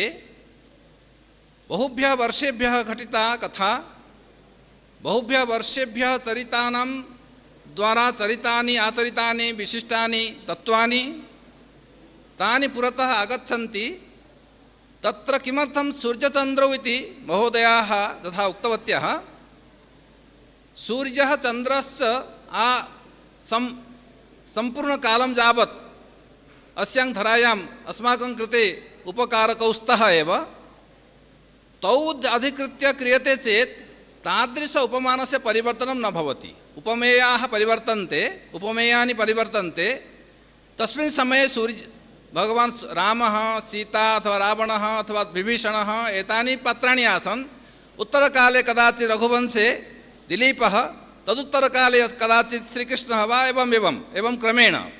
अर्थात् प्रस्तुतानि पात्राणि परिवर्तन्ते, अप्रस्तुततया विद्यमानानि उपमानानि तेषु सूर्यचन्द्रवत् स्थायीरूपेण विद्यमानानि सन्ति तानि सन्ति। तेषां वर्णनद्वारा निरन्तरतया कालम् अतिक्रम्य वर्षाणि सहस्राणि वर्षाणि अतिक्रम्य अपि विषयः पुरतः उपस्थापयितुं शक्यते सूर्यचन्द्रयोः निरन्तरत्वात् स्थायित्वात्। अतः तादृश उपमानबलेन यः बिम्बः प्रस्तूयते काल स्थान पात्र निर्विशेषेण अनन्तकालं यावत् सः विषयः पुरतः उपस्थापयितुं शक्यते। इतरम् अश्वः रथः एवं भिन्न एवं लौकिकम् उपमानं स्वीक्रियते चेत् तेन बलेन कदाचित् स्थायित्वं न आयाति। अतः सूर्यचन्द्रयोः उपमानत्वं नाम किञ्चित् स्थायित्वं तेन कारणेन अपि रामायणस्य उपजीव्यत्वम् अपि दृश्यमानम् अस्ति इति एषः महत्त्वपूर्णः विषयः महोदयाभिः उपस्थापितः। एतदर्थं धन्यवादं विज्ञापयामि। द्वितीयं पत्रम् आसीत् रामायणे नीतिः महोदयानां श्रीमतां श्री विद्याधीशाचार्यपादानाम् अवगतवान्। तद्वारा अस्माकं जीवने व्यक्तिगतजीवने व्यष्टिजीवने समष्टिजीवने अपि कथं रामायणगतनीतीनाम् आवश्यकता इदानीन्तनकाले अपि अस्ति। तं विषयं विविध उपायैः विविध प्रसङ्गान् उदीकृत्य महोदयैः एषः विषयः उपस्थापितः। तत् यथा कदा नीतेः परिभाषा अपि कृता, नीयन्ते उपायाः यया। पुनः मनुष्यस्य जीवनं कथं भवेत्, अर्थात् उत्तरकाले रामादिवत् प्रवर्तितव्यं न रावणादिवत् इति हानोपादानबुद्धिप्रयोगद्वारा जीवनं सञ्चालनीयम् इति यः नियमः, यः उपदेशः आगतः, सः कान्तासम्मिततया आदौ एव रामायणे प्रारब्धः उपदेशः इति नीतिमुखेन जीवनस्य कथं सर्वविधप्रसङ्गेषु, यथा उदाहरणं महोदयैः प्रस्तुतं संयोगो विप्रयोगान्तः पतनान्तः समुच्छ्रयाः। तत्र अहं चिन्तयामि उत्तरकाले, तन्नाम महाभारतरचनाकाले गीतायां यदा कदाचित् कस्यचित् जीवने उत्श्रयः भवति, बहु उत्तमता आगच्छति, धनम् आगच्छति, वित्तम् एवं यशः आगच्छति, पदम् आगच्छति, विविधाः प्रसङ्गाः उत्श्रेयभूताः भवन्ति, किन्तु तत्रापि एषः उत्श्रेयः पतनान्तः अस्ति, विवेकः करणीयः, सर्वथा विवेकभ्रष्टः सः न स्यात्, एषः एतत् चिन्तनं तत्र निहितम्। उत्तरकाले गीतायामपि उक्तम् अस्ति, न प्रहर्षेत् प्रियं प्राप्य दोद्विजेत् प्राप्य चाप्रियम्, एवमेव दुःखेषु अनुद्विग्नमनः सुखेषु विगतस्पृहः आदि आदि। अर्थात् तत्तत् प्रसङ्गेषु अपि समभावेन समदुःखसुखस्वस्थ समलोष्टास्मकाञ्चनः इति तादृश विषयाणां प्रवर्तनविषये अपि रामायणम् उपजीव्यतं साधयति। किञ्च एकम् अपरम् उदाहरणं महोदयैः उक्तं यत् अकीर्तिः भवति चेत् अकीर्तिः बहु दुःखदायिनी भवति। अकीर्तिविषये सर्वैः भावधानैः कीर्तिः भवतु न अपि भवतु न वा अकीर्तिः न स्यात् इति तस्मिन् विषये सावधानाः भवेयुः सर्वे इति रामायणे यत् सङ्केतितम् उत्तरकाले गीतायामपि अस्माभिः दृश्यते। अकीर्तिं चापि भूतानि कथयिष्यन्ति ते व्ययां सम्भावितस्य चाकीर्तिर्मरणादतिरिच्यते इति भगवान् अर्जुन उपदिशति। अर्थात् सः क्रमः रामायणे प्रारब्धः नीतिद्वारा जीवने परिवर्तनं संस्कारणम् आनेतव्यमिति तादृशविषये कथं महोदयैः आम्रपलाशविषये उदाहरणं दत्तं, रामायणगतम् उदाहरणमेव। नीति कथम् समवृक्षयोः बीजवपनकाले समता भवितुम् अर्हति, किन्तु उत्तरकाले फलोद्गमकाले परिचीयते आम्ररोपणं कृत्वा पलाशरोपणं कृत्वा आम्रफलं काङ्क्षते चेत् तर्हि कः परिणामः भवति इति जीवने अस्माकम्। अर्थात् बीजमेव महत्त्वपूर्णं, तद्विषये अस्माभिः सावधानैः भवितव्यमिति। एकम् उदाहरणं ददामि कथामुखेन, यत् एकत्र कानिचन मित्राणि वार्तालापं कुर्वन्ति स्म विविधविषयम्। एतत् जीवनम् अकारणं जातम्, एतत् समयः व्यर्थः, इदानीं भ्रष्टाचारः प्रवर्तते आदि आदि, सर्वे अनीतिग्रस्ताः आदि आदि। तस्मिन् मार्गे एकः साधुः गच्छन् आसीत्। तत्र गत्वा सः उक्तवान्, महोदयाः भवन्तः किमपि चर्चयन्तः सन्ति, किञ्चित् मया सह गन्तुं शक्नुवन्ति किञ्चित् दूरं यावत्। ते उत्सुकतावशतः उक्तवन्तः स भवतु नाम चलामः। तर्हि साधुः अग्रे अग्रे पृष्ठे तानि मित्राणि ते सज्जनाः गतवन्तः। अग्रे गत्वा सः दर्शयति, पश्यतु अत्र क्षेत्रमस्ति, सस्यक्षेत्रं, मध्ये भेदरेखा अस्ति, वामपार्श्वे अपि सस्यं दक्षिणपार्श्वे अपि सस्यं। सः पृष्टवान्, अत्र सस्यद्वयं पश्यतु, वामपार्श्वे किम् अस्ति, इक्षुदण्डाः, इक्षुसस्यं, दक्षिणपार्श्वे किम् अस्ति, तत् गाञ्जा किं कथ्यते, गाञ्जासस्यं, गाञ्जावृक्षः। गाञ्जा तु किं कथ्यते, किमपि गाञ्जा भवति खलु, गाञ्जा अवगम्यते। किमर्थम् अवगम्यते अस्माभिः गाञ्जा इति, किन्तु ज्ञायते, व्यवहारे मास्तु किन्तु ज्ञायते एव गाञ्जा किं भवति इति। अत्र गाञ्जासस्यमस्ति, एतस्मिन् पार्श्वे इक्षुदण्डाः सन्ति। साधु पृच्छति, पश्यतु सा एव भूमिः, मम पार्श्वे अपि भूमिः समाना, दक्षिणपार्श्वे अपि सा एव भूमिः, किन्तु परिणामभेदः। किमर्थं? बीजं तत्र मुख्यं, बीजं यदि भिन्नं तर्हि परिणामः तदनुसारं भवति एव। भूमेः दोषः न दर्शनीयः। तद्वत् अस्माकं चिन्तने दोषः, समयस्य दोषः न, परिस्थितेः दोषः न, अस्माकं चिन्तने, व्यवहारे, प्रयोगे, जीवनचर्यायां दोषः, न तु समयस्य दोषः। समयः तु सः एव, प्रातः भवति, दिवसः भवति, रात्रिः भवति। अतः तद्विषये एतादृशचिन्तनं न करणीयमिति कथा। तद्वत् पलासरोपणपूर्वकम् आम्रफलम् इष्यते चेत् कथं वा भविष्यति इति रामायणकाले सहस्रेभ्यः वर्षेभ्यः प्राक् कथं नीतिद्वारा उपदिष्टमासीत्, इदानीमपि तत् प्रयोगे अस्ति इति महोदयैः सम्यक् एव अपरैः विषयैः अपि बहु सम्यक्तया उपस्थापितवन्तः महोदयाः। अतः तदर्थमपि तेषां कृते धन्यवादान् विज्ञापयामि। अन्तिमं व्याख्यानमासीत् महोदयानां, श्वेता महोदयानाम् अतीव संशोधनात्मकः प्रसङ्गः। तत्र वङ्गीयः कविः अभिनन्दः तत्र तेन रचितं रामचरितं, यद्यपि अन्तिमसर्गेषु कदाचित् अपरेण तत्पूर्णता विहिता इति लेखद्वारा अर्थात् लेखभेदद्वारा ज्ञायते, तथापि मूलतः सर्गाः तेन एव रचिताः इति। तद्विषये कथं संस्करणानि प्राप्तानि, पञ्चसंस्करणानि तत्र तत्र कुत्र कुतः इति तद्विषये अपि उक्तं। तस्य आकारः, छन्दांसि, प्रयोगः, प्रयोगशैली, चिन्तनम् इति बहु विस्तृतरूपेण किन्तु संक्षिप्ततया, अर्थात् भाषा संक्षिप्ता किन्तु सारगर्भिता रीतिः, तया रीत्या महोदयाभिः एषः विषयः प्रस्तुतः। तत्र कथम् अद्वैतवादः प्रवर्तते, कथं विषयस्य परिवर्तनं कृत्वा अपि महोदयः कविः मूलतत्त्वम् एव सुरक्षितं स्थापयति। यद्यपि अपारे काव्यसंसारे कविरेकः प्रजापतिः, यथास्मै रोचते विश्वं तथेदं परिवर्तते इति किञ्चित् स्वातन्त्र्यं भवति। अहं मन्ये रामायणं तु रसालफलमिव अस्ति। इदानीं रसालकालः, आम्रफलस्य कालः, रसालबीजमिव अस्ति।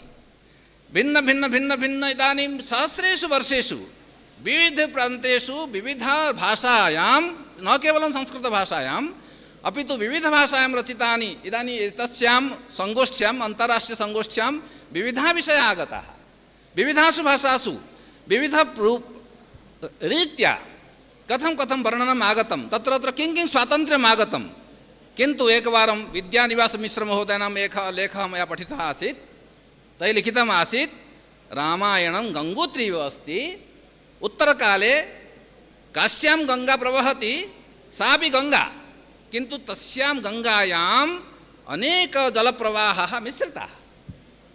गङ्गोत्री अस्ति चेत् गङ्गानामकरणं सततप्रवाहद्वारा, प्रवाहनित्यताकारणेन सापि गङ्गापदवाच्या भवति। अर्थात् उत्तरकाले बहूनि स्रोतांसि आगतानि, तानि अपि गङ्गापदवाच्यानि जातानि, कारणं मूलं गङ्गोत्री अस्ति इति कारणेन। अतः अस्माभिः मूलं महोदयाभिः अपि अन्ते एतदुक्तं, रामायणम् उपजीवम् अस्ति, तदेव आश्रित्य, तदेव बीजम् आश्रित्य विविधेषु स्थलेषु तत्तद्बीजस्य इदानीं विविधाः वृक्षाः आगताः, विविधस्वादुयुक्तानि फलानि आगतानि, तत्र किञ्चित् परिवर्तनं भवति, किन्तु मूलं सर्वथा सुरक्षितम् अस्ति। मूलं यत् तत्त्वम् अस्ति, येन कारणेन वयं वदामः रम्या रामायणी कथा अथवा रामायणम् उपजीव्यं भवति।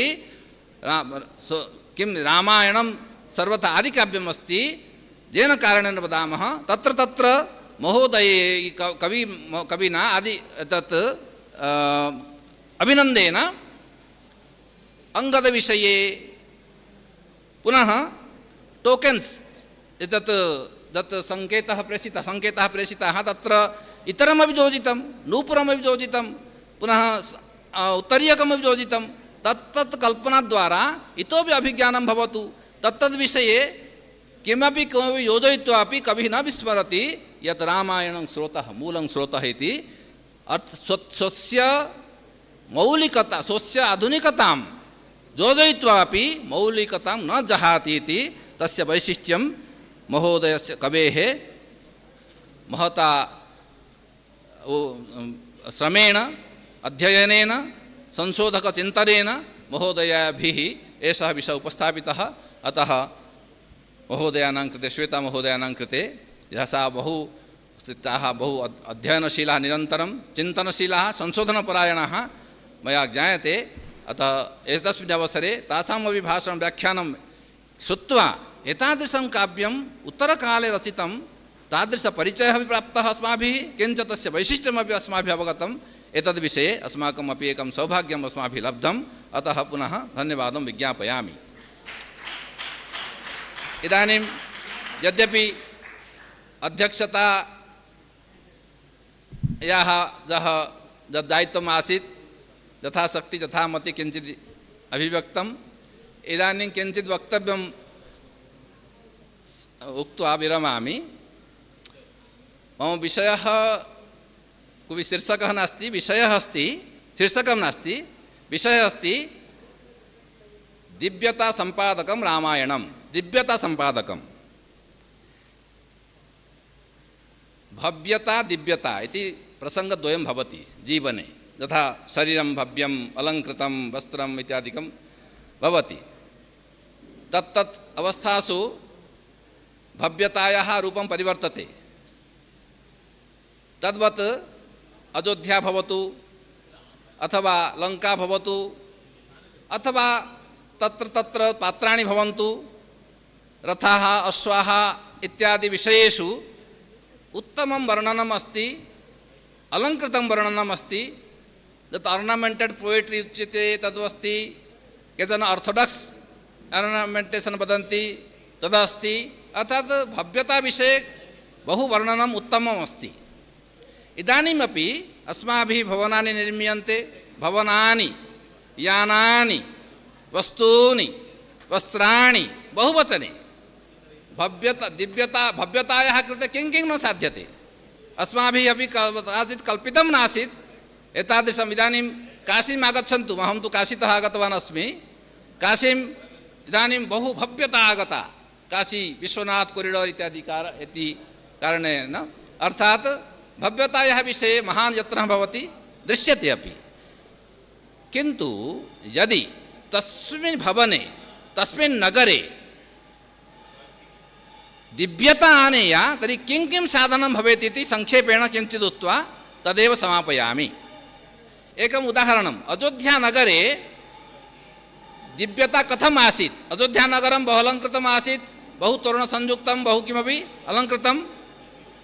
किन्तु दिव्यता दृष्ट्या किम् आसीत् तस्य वर्णनम् अयोध्या बालकाण्डे कथं आदिकविना कृतम् इति उच्यते। तत्र किम् आसीत् किं न आसीत्।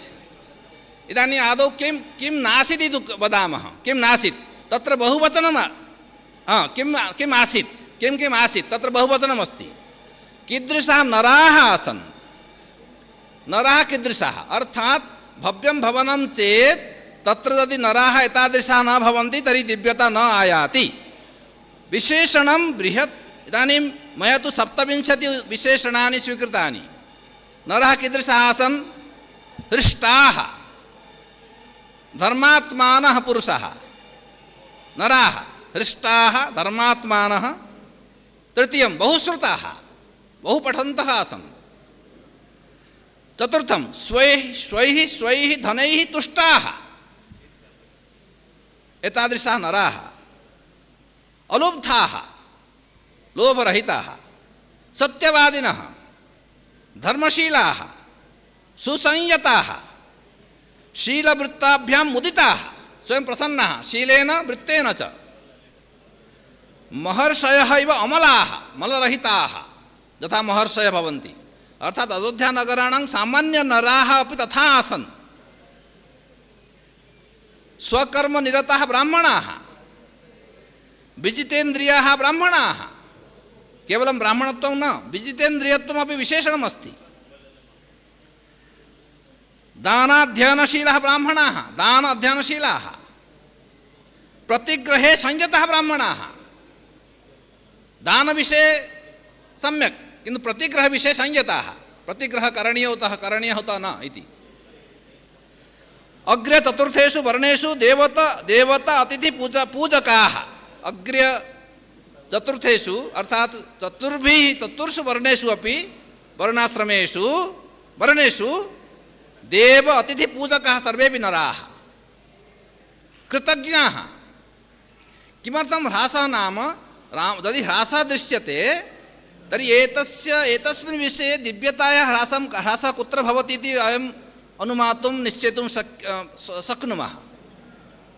वदान्याः अर्थात् ये स्वीकुर्वन्ति कृत्यतां स्वीकुर्वन्ति, विक्रमसंयुताः शूराः, दीर्घायुषः अल्पायुषः नासन्, धर्मं सत्यं च संश्रिताः, स्त्रीभिः पुत्रपौत्रैश्च नित्यं सहिताः अर्थात् गृहस्थाः आसन्। ब्रह्ममुखं क्षत्रं ब्रह्ममुखम् आसीत्, न केवलम् अहङ्कारमुखं, ब्रह्मतेजसा व्याप्तं क्षत्रम् अनुव्रताः वैश्याः, स्वधर्मनिरताः शूद्राः, त्रीन् वर्णान् उपचारिणः शूद्राः, अग्निकल्पाः योधाः अग्निकल्पाः, पेशलाः अमर्षिणः कृतविद्याः योधाः इति एतैः विशेषणैः किं कथयितुम् इष्यते नाम यदि तस्मिन् नगरे एते जनाः आसन्, एतेन कारणेन अयोध्यानगरी अनुकरणीया नगरी, तत्र आश्रयणीया नगरी। इदानीं वयं चिन्तयामः एतादृशी धरा इदानीम् अस्ति, एतादृशी वसुधा इदानीम् अस्ति, अस्माकम् आचरणकारणेन अस्माकं जीवनकाले वयं किं कुर्मः, येन कारणेन वयम् इतः संसारतः गच्छामः, तदनन्तरं धरा आश्रययोग्या उत्तमा अर्थात अभिनन्दनीया, तत्र शान्त्या सन्तोषेण सौमनस्येन स्थातुं योग्या भविष्यति उत न? कथं वा भवेत्? एतादृशचिन्तनेन आचरणेन।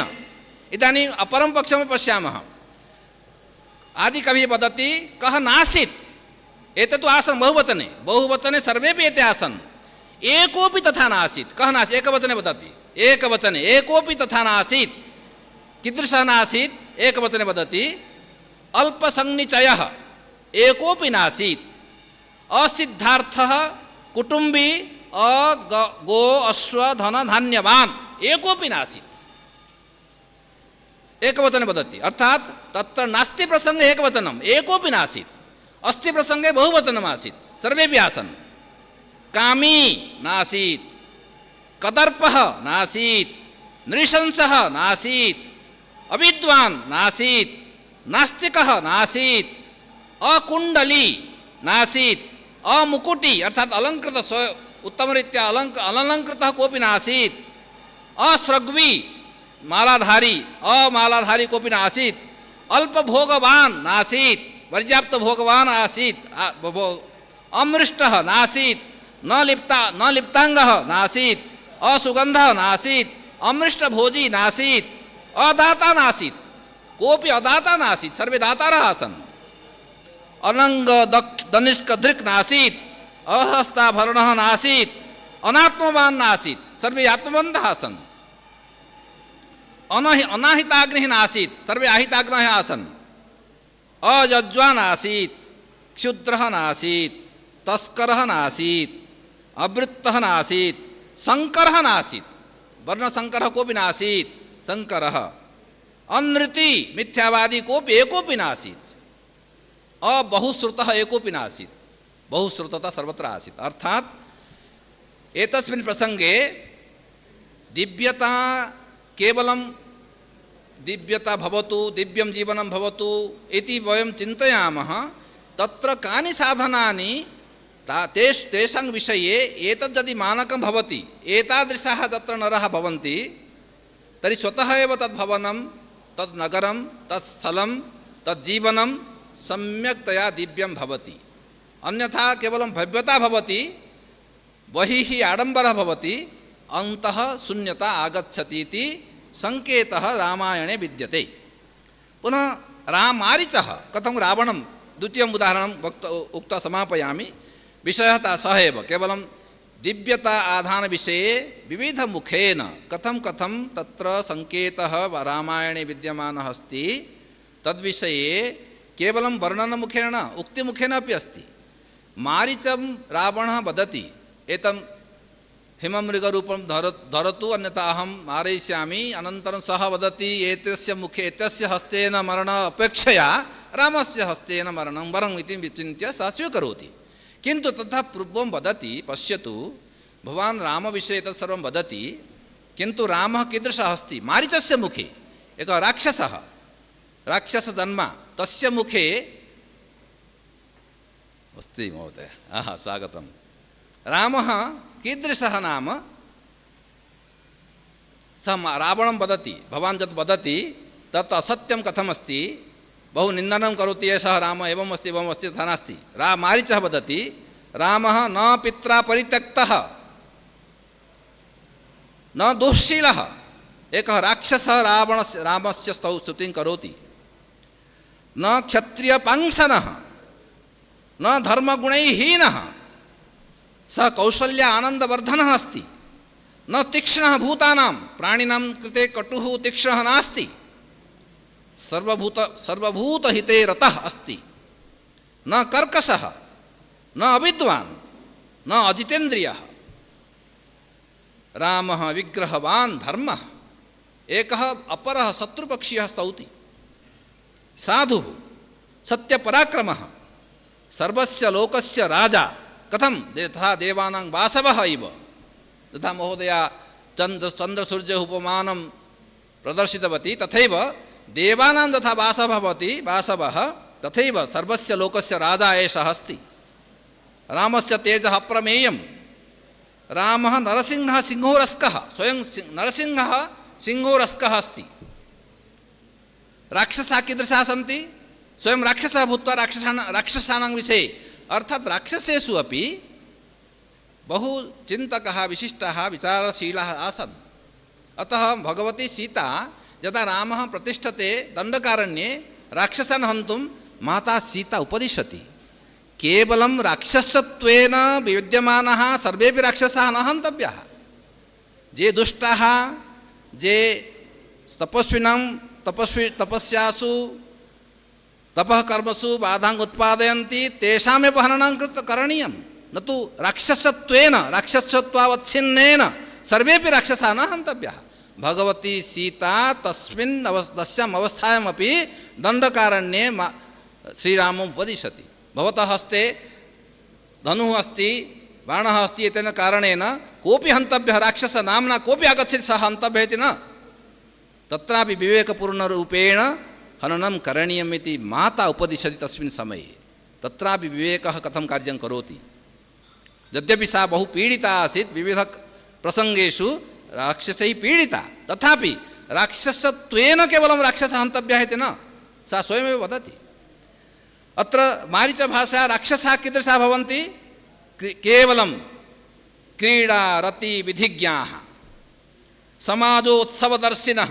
इदानीं वयं राक्षसत्वं कुत्र कुत्र भवितुम् अर्हति इति वयं तत् निर्णेतुं शक्नुमः।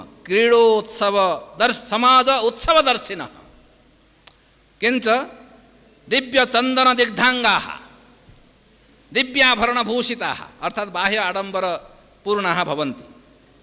परपापस्य दुष्परिणतिः का भवति इति मारीचः रावणम् उपदिशति। अकुर्वन्तोऽपि पापानि शुचयः पापसंश्रयात् परपापैर्विनश्यन्ति मत्स्या नागह्रदे यथा, यथा नागह्रदे मत्स्याः भवन्ति तथैव परपापैः विनश्यन्ति। कश्चित् पापं करोति अपरे सर्वे विनश्यन्ति तथैव। बहवः साधवो लोके युक्ताः धर्मम् अनुष्ठिताः परेषाम् अपराधेन विनष्टाः सपरिच्छदाः। अर्थात् अपरे पापं कुर्वन्ति, धार्मिकाः जनाः अपि तेन कारणेन मरणं लभन्ते, अतः तादृशं पापं न करणीयं। किञ्चित् इतोपि रामस्य तुलना कथं भवति, किञ्चित् बृहत् विशिष्टमस्ति। ततः पौरजानपदाः कथं रामस्य विषये वदन्ति इति कानिचन विशेषणानि वदामि। पौरजानपदैः सह समेषां ब्राह्मणानां बलमुख्यानां दृष्ट्या श्रीरामः सर्वेषां बलमुख्यानां ब्राह्मणानां दृष्ट्या दिव्यैः गुणैः शक्रसमः सत्यपराक्रमः सत्यपरायणः क्षमागुणैः वसुधा इव तुलनां करोति। उपमा, इदानीम् उपमा विषये अस्माकं प्रसङ्गः आगतः। वीर्ये शचिपतिः इव सत्यसन्धः शान्तः सान्त्वयिता विजितेन्द्रियः मृदुः सदा भव्यः भूतानां प्रियवादी बहुश्रुतानां वृद्धानां ब्राह्मणान् उपासित्य देवासुरमनुष्याणां सर्वशास्त्रेषु विशारदः सम्यक् विद्याव्रतस्नानः यथावत् साङ्गवेदवित् भगवान् रामः एवम् आसीत्। गान्धर्वे भुवि श्रेष्ठः कल्याणाभिजनः साधुः अदीनात्मा महामतिः यथा ग्रामार्थे नगरस्य वा कृते सङ्ग्रामं व्रजति यदा स किं करोति रामः यदा ग्रामार्थे नगरस्य च वा कृते सङ्ग्रामं व्रजति अविजित्य न निवर्तते विजित्यैव निवर्तते किञ्च सङ्ग्रामात् कुञ्जरेण रथेन वा आगत्य पौरान् स्वजनपदवत् नित्यं तेषां पुत्रेषु व्यवहरति। सङ्ग्रामात् आगत्यापि सर्वैः जनैः सह मिलति।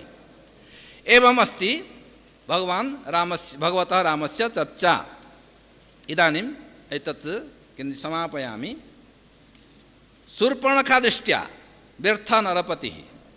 शूर्पणखा वदति रावणं दृष्ट्वा रावणस्य निकटं गच्छति यदा तस्य नासाच्छेदनं भवति तदनन्तरं स रावणस्य एतत् विलासव्यसनं दृष्ट्वा वदति यः नरपतिः व्यर्थः कथं भवति यः ग्राम्येषु भोगेषु सक्तः एषः नरपतिः नष्टः व्यर्थः कामवृत्तः लुब्धः यः काले स्वयं कार्याणि न अनुतिष्ठति तादृशः राजा व्यर्थः सः तैः कार्यैः राज्येन सह विनश्यति इति सा रावणस्य पुरतः वदति।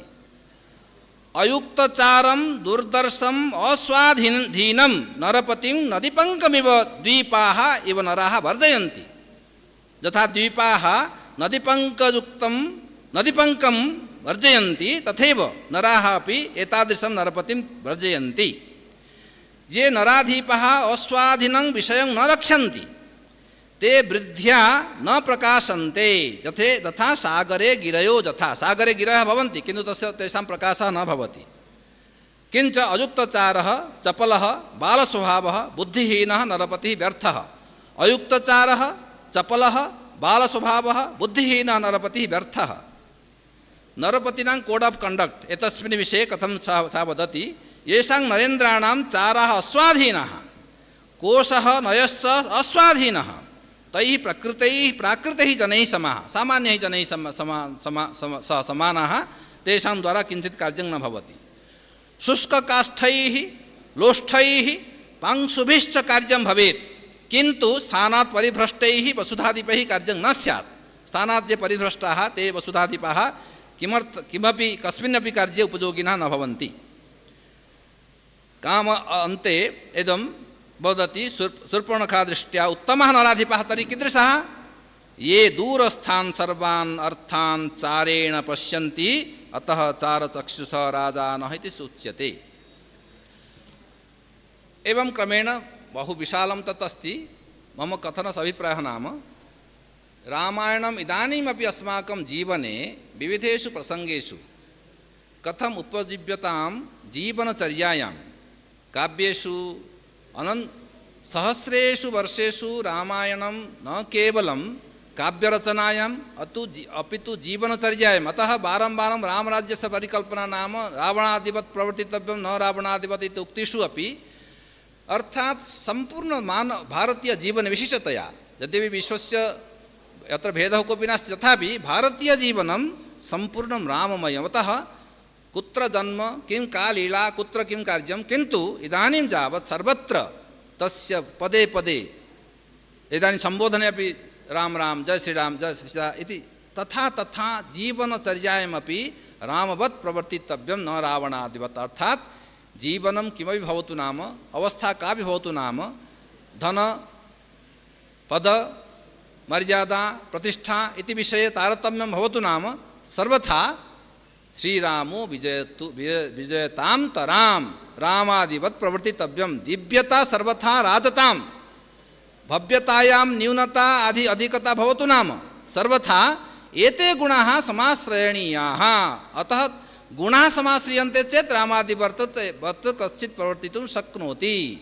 गुणान् विहाय केवलं वर्णनद्वारा केवलं चर्चाद्वारा विमर्शद्वारा अथवा अलङ्करणद्वारा बाह्यप्रदर्शनद्वारा रामत्वं न आयाति। रामत्वम् अतीवथा आदि तत् कविना अभिनन्देन अपि ऐक्यं जीवब्रह्मणो ऐक्यं कथं सम्पादनीयमिति तद्विषये अपि सावधानतया अर्थात् कथं जीवने जीवब्रह्मणो अर्थात् दार्शनिकं जीवनं कथं जीवामः जीवनं कथं दिव्यतायाः मार्गे चेतनायाः ऊर्ध्वगमनस्य कृते स्वयं साधकाः भवामः।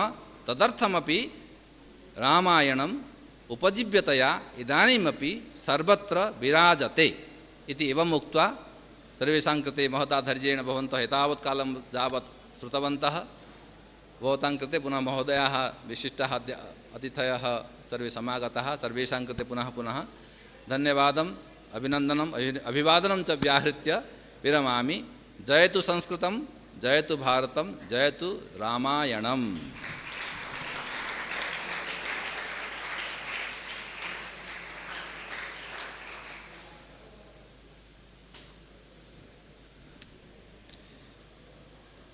रामादिवद् वर्तितव्यं न रावणादिवत् इति भणिति दिशा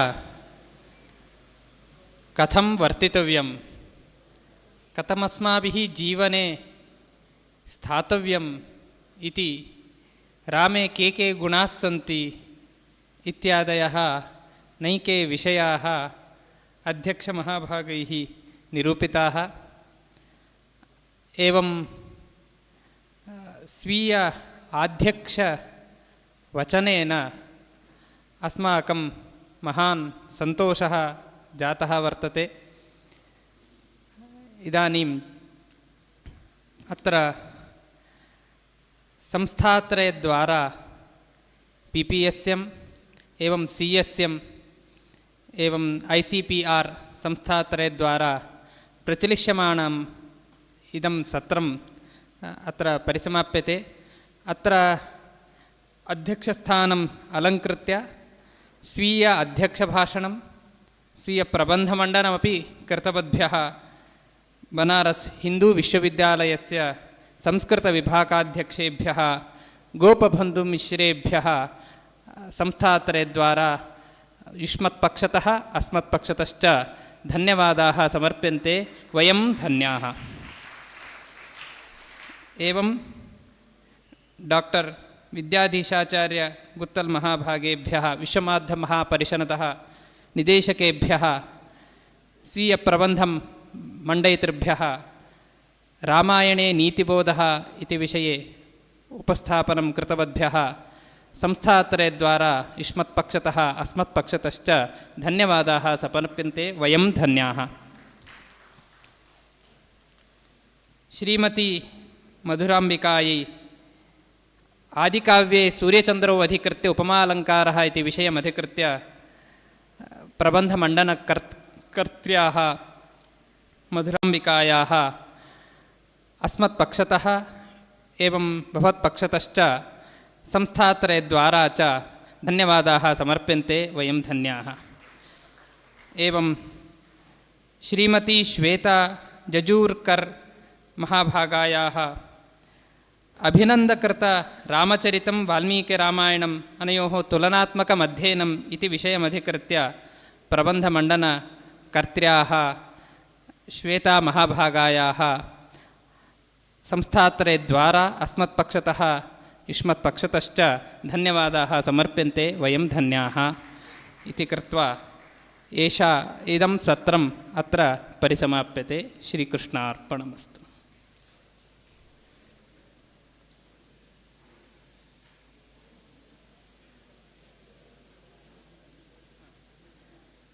माध्याह्ने रामायण अन्ताराष्ट्रीयगोष्ठ्याः समारोपसमारम्भणं वर्तते।